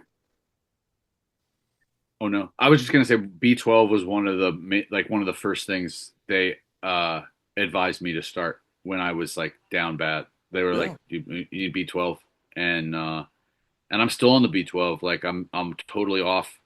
Like it was like a Lexapro alternative. Like I'm totally off of that. Just like B12 exercise and good B12 food. is forget what the actual word would be, but it's a precursor or whatever to hormone development in your brain. Yeah. So again, why you would need depressive medications is hormone imbalance. So if you just have the proper Yep. nutrition and things like Yep. exercise too, which release proper hormones, like Yep. that's literally all you need to Yeah. cure things.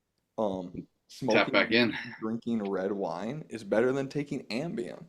But your doctor won't Yeah. tell you that. They'll give you the Ambien.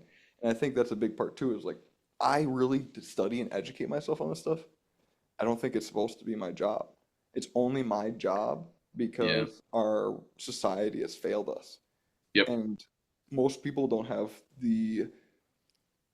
uh, the span. I don't know what the word, the attention span or the Yeah. space in their brain to really Yeah. focus on these type of things, and that's why we have Hmm. so many people that are just like they don't know that B12 is shrinking their brain because they don't have the space to learn about it. And I don't think that that's their job. I think that's our doctors' jobs. That's why we have Yeah. doctors, is so that they can actually educate us in what we're supposed to do.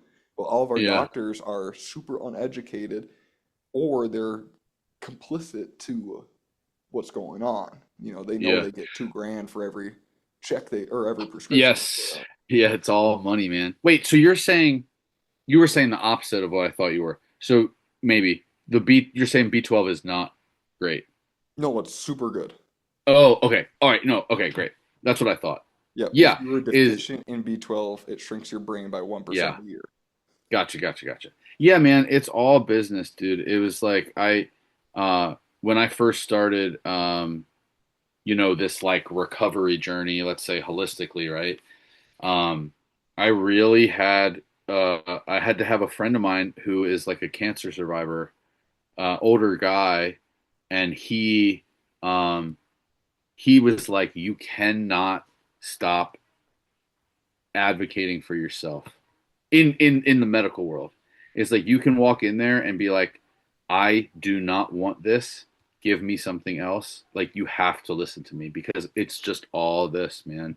Yep. It's like all for the visit. It's all for the fucking scans. Like they don't. I think like I don't think this is a very controversial opinion, right? Like it's all about it's about making money and it's about like fueling the system. Like if you don't get better, that's fine because you keep going back and you Yep. keep giving the system money. Yep. Like it's And those are the people that are complicit to it. But there's also the people that yeah, they graduated college and that's what they know. So they're going off of yeah, stuff that when I was in school, we were reading out of textbooks from 2007 when I was in right, 2016. You're telling right, me right. nothing in this book's changed at all? 9 years, In yeah, 9 years, nothing has changed. There's yeah, no new evidence. And so, even if it's because ignorance is bliss, a lot of these doctors might think they're helping. Oh, you're supposed to not have fat. Fat's bad for you. No. These types of fats that are heavily processed are bad for you. These Yeah. fats are like if you don't have fat, your body doesn't make cholesterol. Or if you Right. don't have cholesterol, your body doesn't make hormones. So you Yeah. need fat to be able Yeah. to function properly. But we have doctors that are like, the less fat, the better, because they learned that Yeah. 25 years ago and they've Yeah. never updated their knowledge. So you have people that are like misdirecting people out of goodness. They might be a good doctor and a good person, but they don't learn more. So they're just like Yeah. stuck in this like old pattern. Yep. And that's, I mean, and that is like, man, you can attribute that to so many other things. Like, I mean, like music is like the thing that pops. I mean, that's what we do is like, I think there's people who, I just don't want to ever be stuck in one mindset when it comes to creating music. Like it's like we get to like ebb and flow and try new shit, and like I think when when you're a person who does make music, if that's the one, if that's the thing you want to make, I think there are a lot of people out there that, like you said, are haters, but also people that are like, no, you're doing it wrong. That's not what it's supposed to sound like, and that's not what it should be. It's like it doesn't have to be anything. Like it can be whatever you want it to be, right? Yeah, Like it as could long be as there's nails on music. a chalkboard. Yeah. I'm rapping over nails on a chalkboard. These holes. Yeah, it's like okay, like if you can make it work, make it work. I might not like it. You Right, might not like the thing I try, but like I tried it. Someone might. I mean, whatever.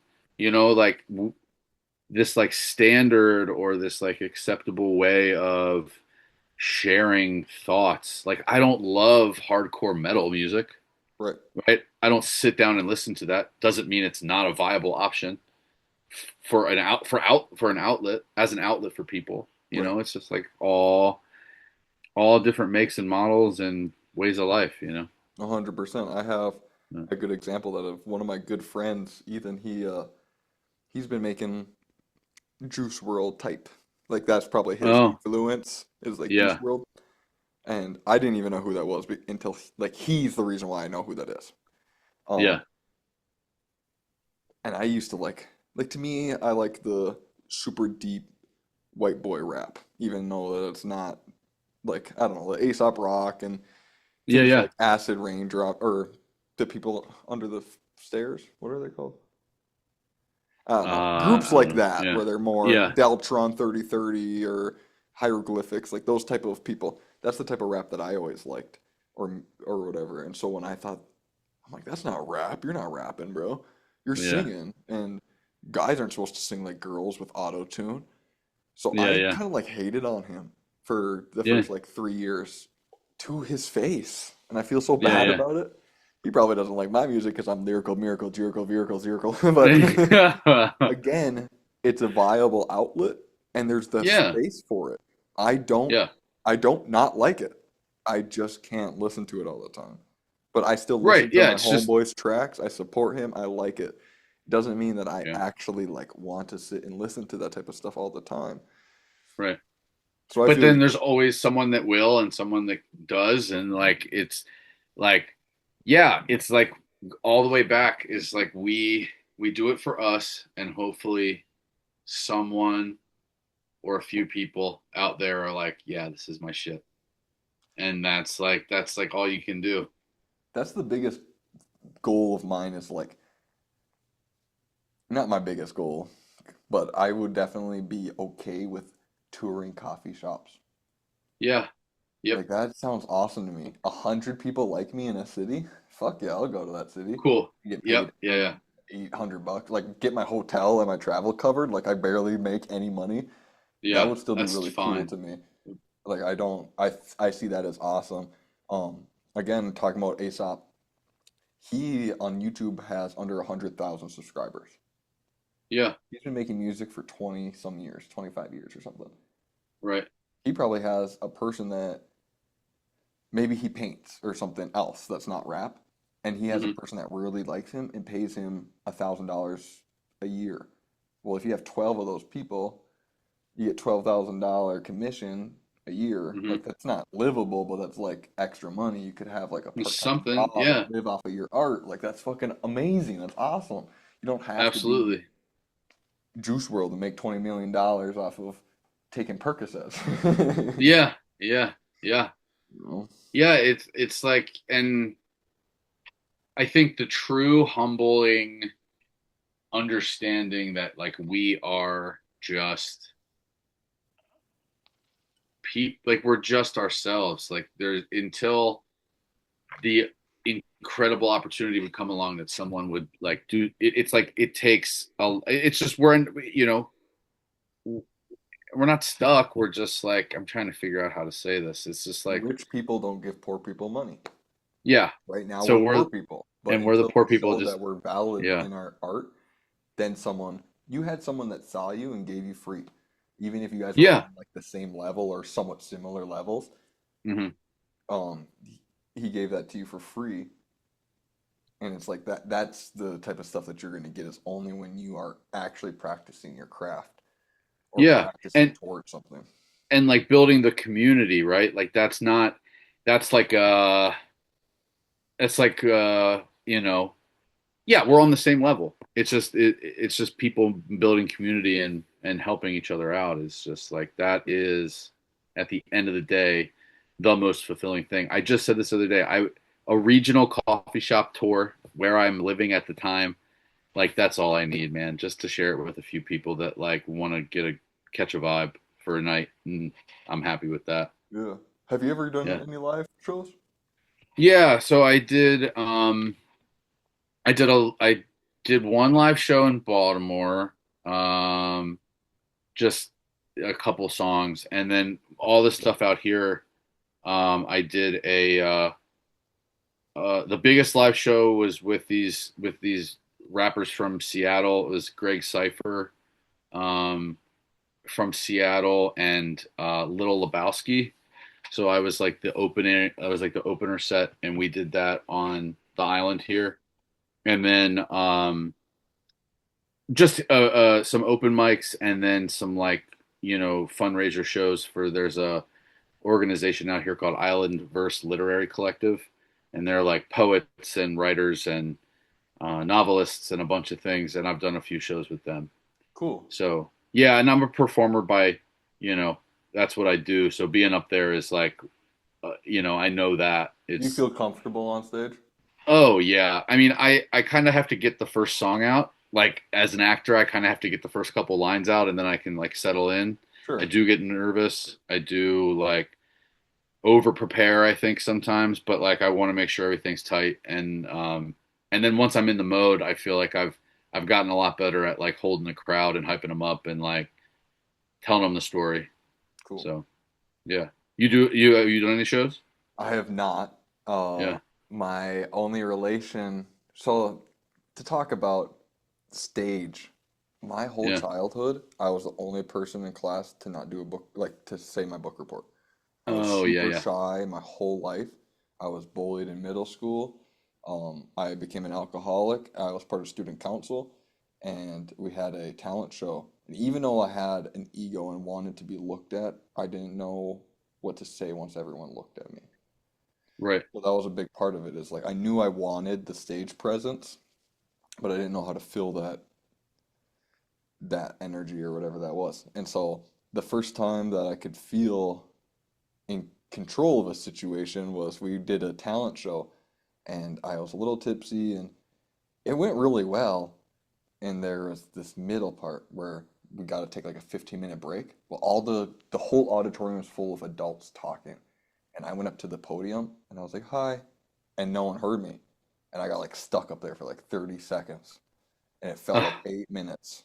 I was Yep. just standing there Yeah. staring at everyone. I was like, "Oh my God." And then I was like, "Oh, hello." And then it worked. And then I was like, "All right, up next is this person." And so that's like all I had. And then I like dropped out of school and like lived under a rock, had a flip phone. I never wanted to be part of people. So I like worsened that part of me. The shyness came back in a sense. Even Right. though I was really good at like telling people about fluoride's bad at parties. Like I didn't drink, but I'd go to parties and tell people how they're ruining their lives. So I've always been really Yeah. good at like preaching or something like that. But um, I think the podcast has been my I'm a shy kid. I was a shy Yeah, kid, and now I'm like the host. Hello, guys. I'm a conversationalist. I lisp yeah. and slur. I can barely even talk, but I'm here. I'm the guy. No, dude, this has been great. Like you're doing great. Well, thank you. I know I am, Yeah, but it's one of those things where it's like you said, you know, your inner is the coward addictive. I know that yeah, I'm a coward, and the inside of me is scared and wants to run from everything. But the yeah. opposite of that is facing it and talking to a stranger for 2 hours or however long this has been. Like Right. that is where my stage presence will come from, I think. My first time on Good. stage Yeah, will be terrifying for me. I already know it, yeah, even if it's 12 people. I just yeah. it's a hard thing for me. But I think like you said, which gives me hope is getting the first song out. For me, Yep. the pod and stuff like that, it takes 8 minutes to be like, how's the weather over there? Yeah, yeah. Yeah, I used to smoke pills, and then all of a sudden it opens up, and yeah. that's what I need with the crowd. Like, I just need to like learn how to be vulnerable right away, but not in a way where it scares people. You know, I can't just be like, Right. "Hey guys, the crazy guys here." Well, maybe Yeah. they might like that, but It's yeah, and you get to figure that out on the fly, which I think is fun. Can I promo something and then can I also tell a story? 100%. Okay. So my next show, regardless, I mean the next booked show is an album release party. And I just sent the email about all the ideas I have for it. And it'll be like this night of poetry. I'm gonna have like three poets read, and then the guy who's organizing it on Smatterings, he has the second verse on Found Family, Sweet Lessons. Okay. So MC hyphenated, he has a little like jam group, so um he'll freestyle and they'll jam, and I mean he's just so talented. That sounds So really cool. Like he like freestyles over guitars and pianos and stuff. they have a drummer, they have a keyboard, they have a That's so flute, fucking awesome. and My dream, like drums. It's sick. that's Yeah. awesome. My dream, like if I had 20 instruments, I would make classic rap. I want to make like Pink Floyd songs that Oh, are rap. So knowing oh, that someone nice. else is out there doing that makes me super Mhm. fucking happy. So I thought I Dude, was the only person that thought that was cool. no. I started freestyling over Pink Floyd guitar riffs. Oh, hell yeah. So Nice. Yeah. Is like he's literally like he'll go and he'll be like, "Hey, Miles, like write down some words, like give me a list." And he's like and then he'll just start rapping. And then like a couple minutes later like you'll bring him the list and he's like, "Okay." And then he'll have like a whole 16 like off of the list. Like he's incredible.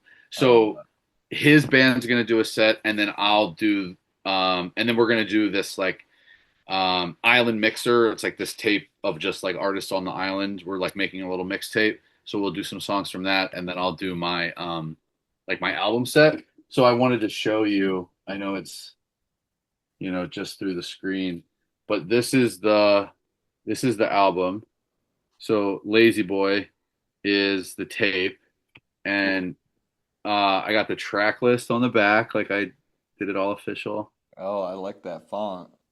Yeah, a little fancy cursive. And then I have these inserts. So they're all like old photos from the time when like the time I'm writing the album for Okay, cool. and like all my people. Um, but I'm burning the tapes or whatever, but that's the album that I'm gonna do. It's like years. This is the tape that the guy in Washington like gave me the tracking for free. Okay, cool. So it's like it's taken literally like 4 years, but that show Damn. is on. Yeah, crazy, dude, and it's only 24 fucking minutes long. Um, but it's like perfect. It's like legitimately like my baby. Like it'll be my fifth project, and it's to me, it's like the debut. It's like all the music I've put out has led to this album. Awesome. You Cool. know, I'm excited to hear it. uh, and uh, and so that's June 13th, and I'm just like everything is fucking coming together so perfectly for it. It's like the true example of you saying like you can't rush because for years like I tracked the first song in January of 2022. That's how fucking long it's been, right? And I was like, I spent so many days, especially when I was fucking off my rocker, just being like, where the fuck is, why isn't this shit done yet? It needs to be out now. But now I have like the CDs, the cases, like the CD, the cases, all the master files, like all this shit that had to come together. I have the album release party like happening, which like makes me want to cry every day that I think about it, right? Like it's all happening how it's supposed to happen. Um, and the very first show, like that I did on this island, I was 28. It's 28 years old. And I'm How like, old are you right now? I'm 32. Okay. And I was like dressed as I dress, like nothing crazy. I definitely don't look like a rapper. Like I feel like that surprises people. I don't Well, know. yes. I was gonna say the rappers I listen to look like you. Oh yeah. Yeah. So it's like it just like catches people off guard. So I'm in the room like prepping for this show with like 21, 22, 23 year olds. Like there's like they're not all white. They're like definitely throwing me a little bit of shade where they're like, "You're on the bill," and I'm like, "Yeah, man. Like on Big Red Couch, like yada yada yada." And they come up. This one kid comes up, and I thought I was like ending the show. Like I thought I was right before the headliner. Right? They had like got somebody from off island, like back on the mainland or whatever. And I'm like, okay, hype. I'm like right before them, and they bring me back the set, like this, the the rearranged bill, and I'm second. And I go, all right, motherfuckers. Okay, like you think I'm weak. You think my set's gonna be weak, and you just want to get my shit over with so you can like be the big part of the show. Right. And this dude confirms it, bro. This dude comes up and he's like, "Hey man, like we're really gonna need you to get the energy up for us. Like, it's like kind of on you to like set it up for us. Like essentially just being like, you get your shit done and make sure everybody's ready for us to go." And I like something flipped in me, dude. And I was like, "Oh, you got it." And I went up there and I was like, "What's up, motherfuckers? Like, is everybody fucking ready to like?" And I killed that set, man. I like it's like the stage fright that I had beforehand like went out the window. I was like, I'm about to show all y'all like what I got. Cool. So you weren't even doing it for the crowd at that point. You were doing it for I the was one, like, the one I was dude in the like, this back. one dude. I'm like, you better know, what's up. Like, get ready because I'm about to. And like, I catch him like he's vibing to the thing. No joke, dude. This guy comes up to me after the show, verbatim, and he goes, "Hey man, I just wanted to say I'm sorry." And I go, "Oh, I just played dumb." And I'm like, "Oh, like for what?" And he's like, "I don't know. I just you really killed it up there, man. Like you had a really good set. Like really good job. You got Snapchat?" And I was like, "Yeah, I got Snapchat." And like we follow each other to this day. Like it was like bygones be bygones. But like the moment that you doubt me, like I'm gonna fucking show up and I'm gonna blow your mind and like just fucking get ready. Like that moment for me was like, no, like I'm here and I'm gonna keep doing this thing and I'm gonna prove you and everybody like you wrong. Like with Uh, every bar I write, like I like that. I'm gonna implement that if I ever have the feeling for it. Obviously, that only comes yeah. circumstantially, but that's definitely a good driver. I like that. So it's like you let the nerves happen, man. And when you get up there, like you are there to tell your story and like and you have everybody's attention. And I think that is like it's still hard for me to take like a fucking compliment. Like somebody be like, "Hey, like I really like this thing," and I'm like, "Oh, cool, thanks." Like that means a lot. Like no, like you earned that fucking compliment by being who you are, like writing your story, sharing your story with other people. And so, like, I don't know. I'm not giving you advice. I just am saying, like, when that day comes, man, and you get up there, like, have the fucking mentality of being like, nah, everybody in here that's doubting me, fuck you. And here's my shit. Like, open your ears and your eyes, you Cool. know? I like that. It's like, I don't know. There's And it's a process. I just Sorry. posted a little picture today where it was like you got texts on your phone or whatever, and there was like Uh, anxiety, Everyone hates you, Oh, depressed. I saw, yeah, And then, oh, you saw it on my story? but I forget what did the bottom one. In the What was the bottom one was bottom? from ID, and it said, just look up at the stars because everything out there is what you really are. And that Yes, will always yes, be, luckily, I have that intuition and that tune that even if I felt like everyone in the room judged me, I could just like let the muse, all right, muse, you puppet me. And yeah, I think that's just as equally as powerful, luckily. yeah, yes. Totally, totally agree, man. Like we're lucky. Like not only are we smart, but we also like we have something that a lot of people, I think, like you said, like wish they had. Super You smart. there? I'm the You smartest know, guy like around. it's it's just like nah, like Sorry, I didn't we even hear what you said because I was just doing that. no, no, no, no. I just think it's like it's just vital that we continue to do what we do. And like you with the pod and the music, like everything is like we're our own flame, man. Like we fire up ourselves and we just like got to keep it find ways to keep it alive. I've learned that that fire inside of me is implemented into every part of my life. And that's again why sometimes I feel like a social reject or something like that is because I put that fire into relationships and it's not reciprocated sometimes. But I don't say that I'm super great at anything, but I do know that I put a lot of passion and love into everything I do. I make pretty good paintings. I make pretty good music. I love Yeah. to cook. I work out really hard. I make sure that I'm studying psychology to be a good father. Like everything that is like a key part of my life, you have to eat, you have to have a body, and you have to express yourself, and you have to take care of your kin. All those things that Yep. I have as a responsibility or a drive that I make sure that I like put in the fire and the passion for it. Yeah. And I think that one thing that I've realized recently is that I know people, whether they are very inclinated or not in their craft, that it seems like they're just one thing. Buy my paintings, buy my paintings, buy my paintings, paintings, paintings, paintings. I make videos where I cook and talk. I make Yeah. videos where I cook and talk. I might post a video where I cook and talk tonight, but tomorrow will be a video on my painting, and the next day it'll be a song, and then it'll be my pod, and then it'll go back to me just talking, and then it'll be a pod again, and then it'll be, and I think that that is a superpower of mine, and I try to be humble. Like right now, I guess I'm being boisterous about it, but I just No, know no. that that's like I have a good trait for that.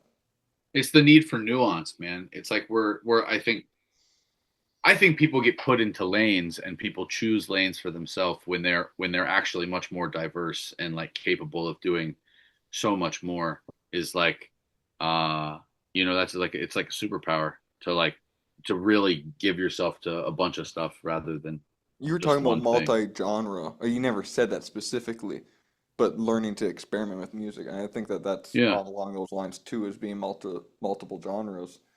Um, I've always wanted to be able to make a country album and then a rap album and then Hell yeah. that, and the diversity is a skill trait. It shows adaptability as well. And then again with the lanes, I think I've been told you need to focus on one or two of your things. Focus on the pod. You know, Yeah. like I've had an agency that wanted to work with me, and I thought about it for a little bit, but they just wanted me to focus on the pod and try to get like sponsorships from alcohol companies and shit. Yeah. I'm good on all that. I'd rather focus on everything and have nothing work than to be like, I'm Yeah. going all in and treating this like a business, even though it's for fun and for love and for communication and growth and community. I'm going to turn it into a business. Like, I just realized I was like, fuck that. If it turns into a business on my own and I don't have to change, yes. But I'm Yeah. not going to, like, I don't know. It's just, Well, no, it's that's important, man. It's like it's staying true to the like staying true to what you want and like allowing it to progress as it's supposed to. I think is yeah. like No, that is true. It is supposed to progress how it's supposed to. And uh, earlier when we were talking about, like, more spirituality things, the good, like you were saying, you could do one, two, and three good things, and Yeah. like those people expect something somehow. But a lot Hmm. of times, if you just live your life that way, then you like. I just want to know that I died a good man. Yeah. I want to like people to remember that I was a good person, even if I have $5 to my name when I die. Like I'd rather that be my image. I never. I could have made. I don't. I'll probably cut this because I've told no one, and it's part of the spiritual world that I felt like I should have. But now it's coming out. I could have made like 3 grand on U.S. oil in a week with stocks, Mm. but I Yeah. chose not to because I didn't want to be part of what's going on. I'd rather put Right. my Right. Right. stocks into a lithium mining company, which might not be super good either, but they're not directly impacted by murdering children. Right. Like Yeah. just little things like that. Like I might lose out on a lot of opportunities. I might never be on a good big stage because I won't sign my soul and I won't Yeah. kill a child on blackmail. Like the world Yeah. is, I'd rather die a good man than anything else. Yep. Absolutely. Yep. That's like integrity, man. Integrity is huge. Huge. Yeah. And hey, cut it. Cut you. You are in charge of the cut, obviously, but I don't think that's like. I think that's just like very true and honest.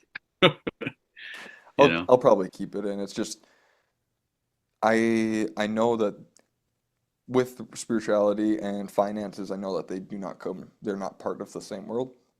Yeah. And the righteousness despises currency, however that looks. And Yeah. I know, like, I couldn't pray to God to make stocks work for me. I don't think that that's a proper approach to finances. But Right. instead, learning the game of the evil, because it's an evil game. But if I can do it morale wise, find the Hmm. loopholes that aren't immoral.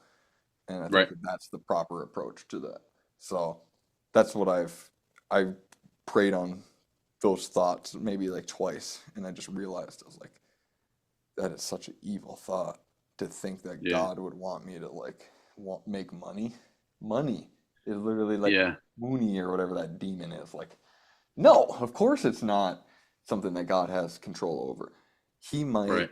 or they, or however that's perceived the righteousness of it, may condone as long as it's done properly, but it's the immoral that's judged.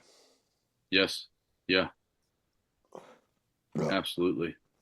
I haven't had sparkling water in Oh, it's three like literally. days. Oh, you having a bubbly? I'm having Yeah. a Fun. good gather. Nice. But Nice. I drink mostly sparkling water. Same. Um, Yep. Yeah.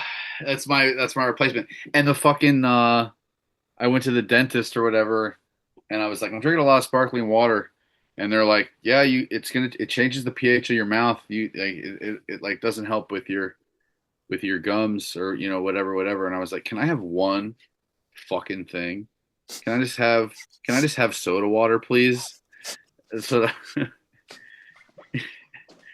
like I just want to be like, are you fucking kidding me? Like that's the world I live in right now when I'm like like trying to figure out what's good and right in the world, and it just seems like everything's wrong. yeah, like everybody has a note where they're like, yeah, that's cool, but and you're like, no, no, no, no, no. Like, let me have my fucking lime bubbly, you Yeah, know? I would Jesus. have been taking 10 drinks right now. Let me please have my sparkling Yeah, water. yeah. I wouldn't even be here. Jesus. And like, whatever. I don't know. Yeah, no, that's with spirituality and stuff like that. I've been like what's sin and what's good, and I have a big thing with food, and Yeah. I think that like anything that's like an indulgence, like a craving, like I eat 80% dark chocolate, and I think that's a sin. So Mm, my cheat is people's healthy food, and that's not yeah. right. That's something that's wrong. That's not Right. God wouldn't want. You're still supposed to enjoy life. You can't just be like, Yeah. I'm gonna just be abstinent from everything forever so I can go to heaven. Like, no, sex is Doesn't work that good, way. Yeah. chocolate's good, Yeah. cigars on the weekend are okay. Learning how to make Yeah. things ritualistic and healthy is what's important. It's Yeah. the mindset of the compulsion that's wrong. So once you Yeah. just like learn, I have chocolate at 8 p.m. every night. If it's after 8, I'm not allowed to have it. That's the type of behaviors that you need to have because then you can control Yeah. compulsion. And I think the compulsion is the sin. But I've definitely conflicted with that recently where it's like, I just feel like everything I do is wrong. Right. Yeah. I mean, it's and that's the. I mean, that is literally the balance as well of like balancing what you do, but also how much you do it, and then like what feels acceptable. I mean, I totally get that. Thank Yeah. God we're thinking. Yeah. Hey, that's right. Never stop. What else do you want to talk about? You want to talk about anything on here in specific? I don't know. Dude, I feel, I don't know. I feel really good. I feel like we covered everything and I don't want to like cut it short, but I also don't feel like we would be cutting it short. And I It's been like, probably like 2 hours, right? yeah, no, that was great. I'm glad I got that, like showed you the album and stuff. And, Oh, you wanted if, to plug and then say something. You only did your plug. oh no, the say something was the story about the people at the show. Oh, okay. Right, just like how it relates, and like the beginning of that journey being, all right, motherfuckers, here we go, and the end of that journey being, I have an album release party in June. You know what I mean? Like that's like the path. It's like, which is full of a bunch of the zigzag, like the peaks, the stocks. It's like it's just a process. That's awesome. Um, Have you ever had like a before that, like when your other albums were dropped, did you ever do things just like with friends? Like a release with a couple friends? Like,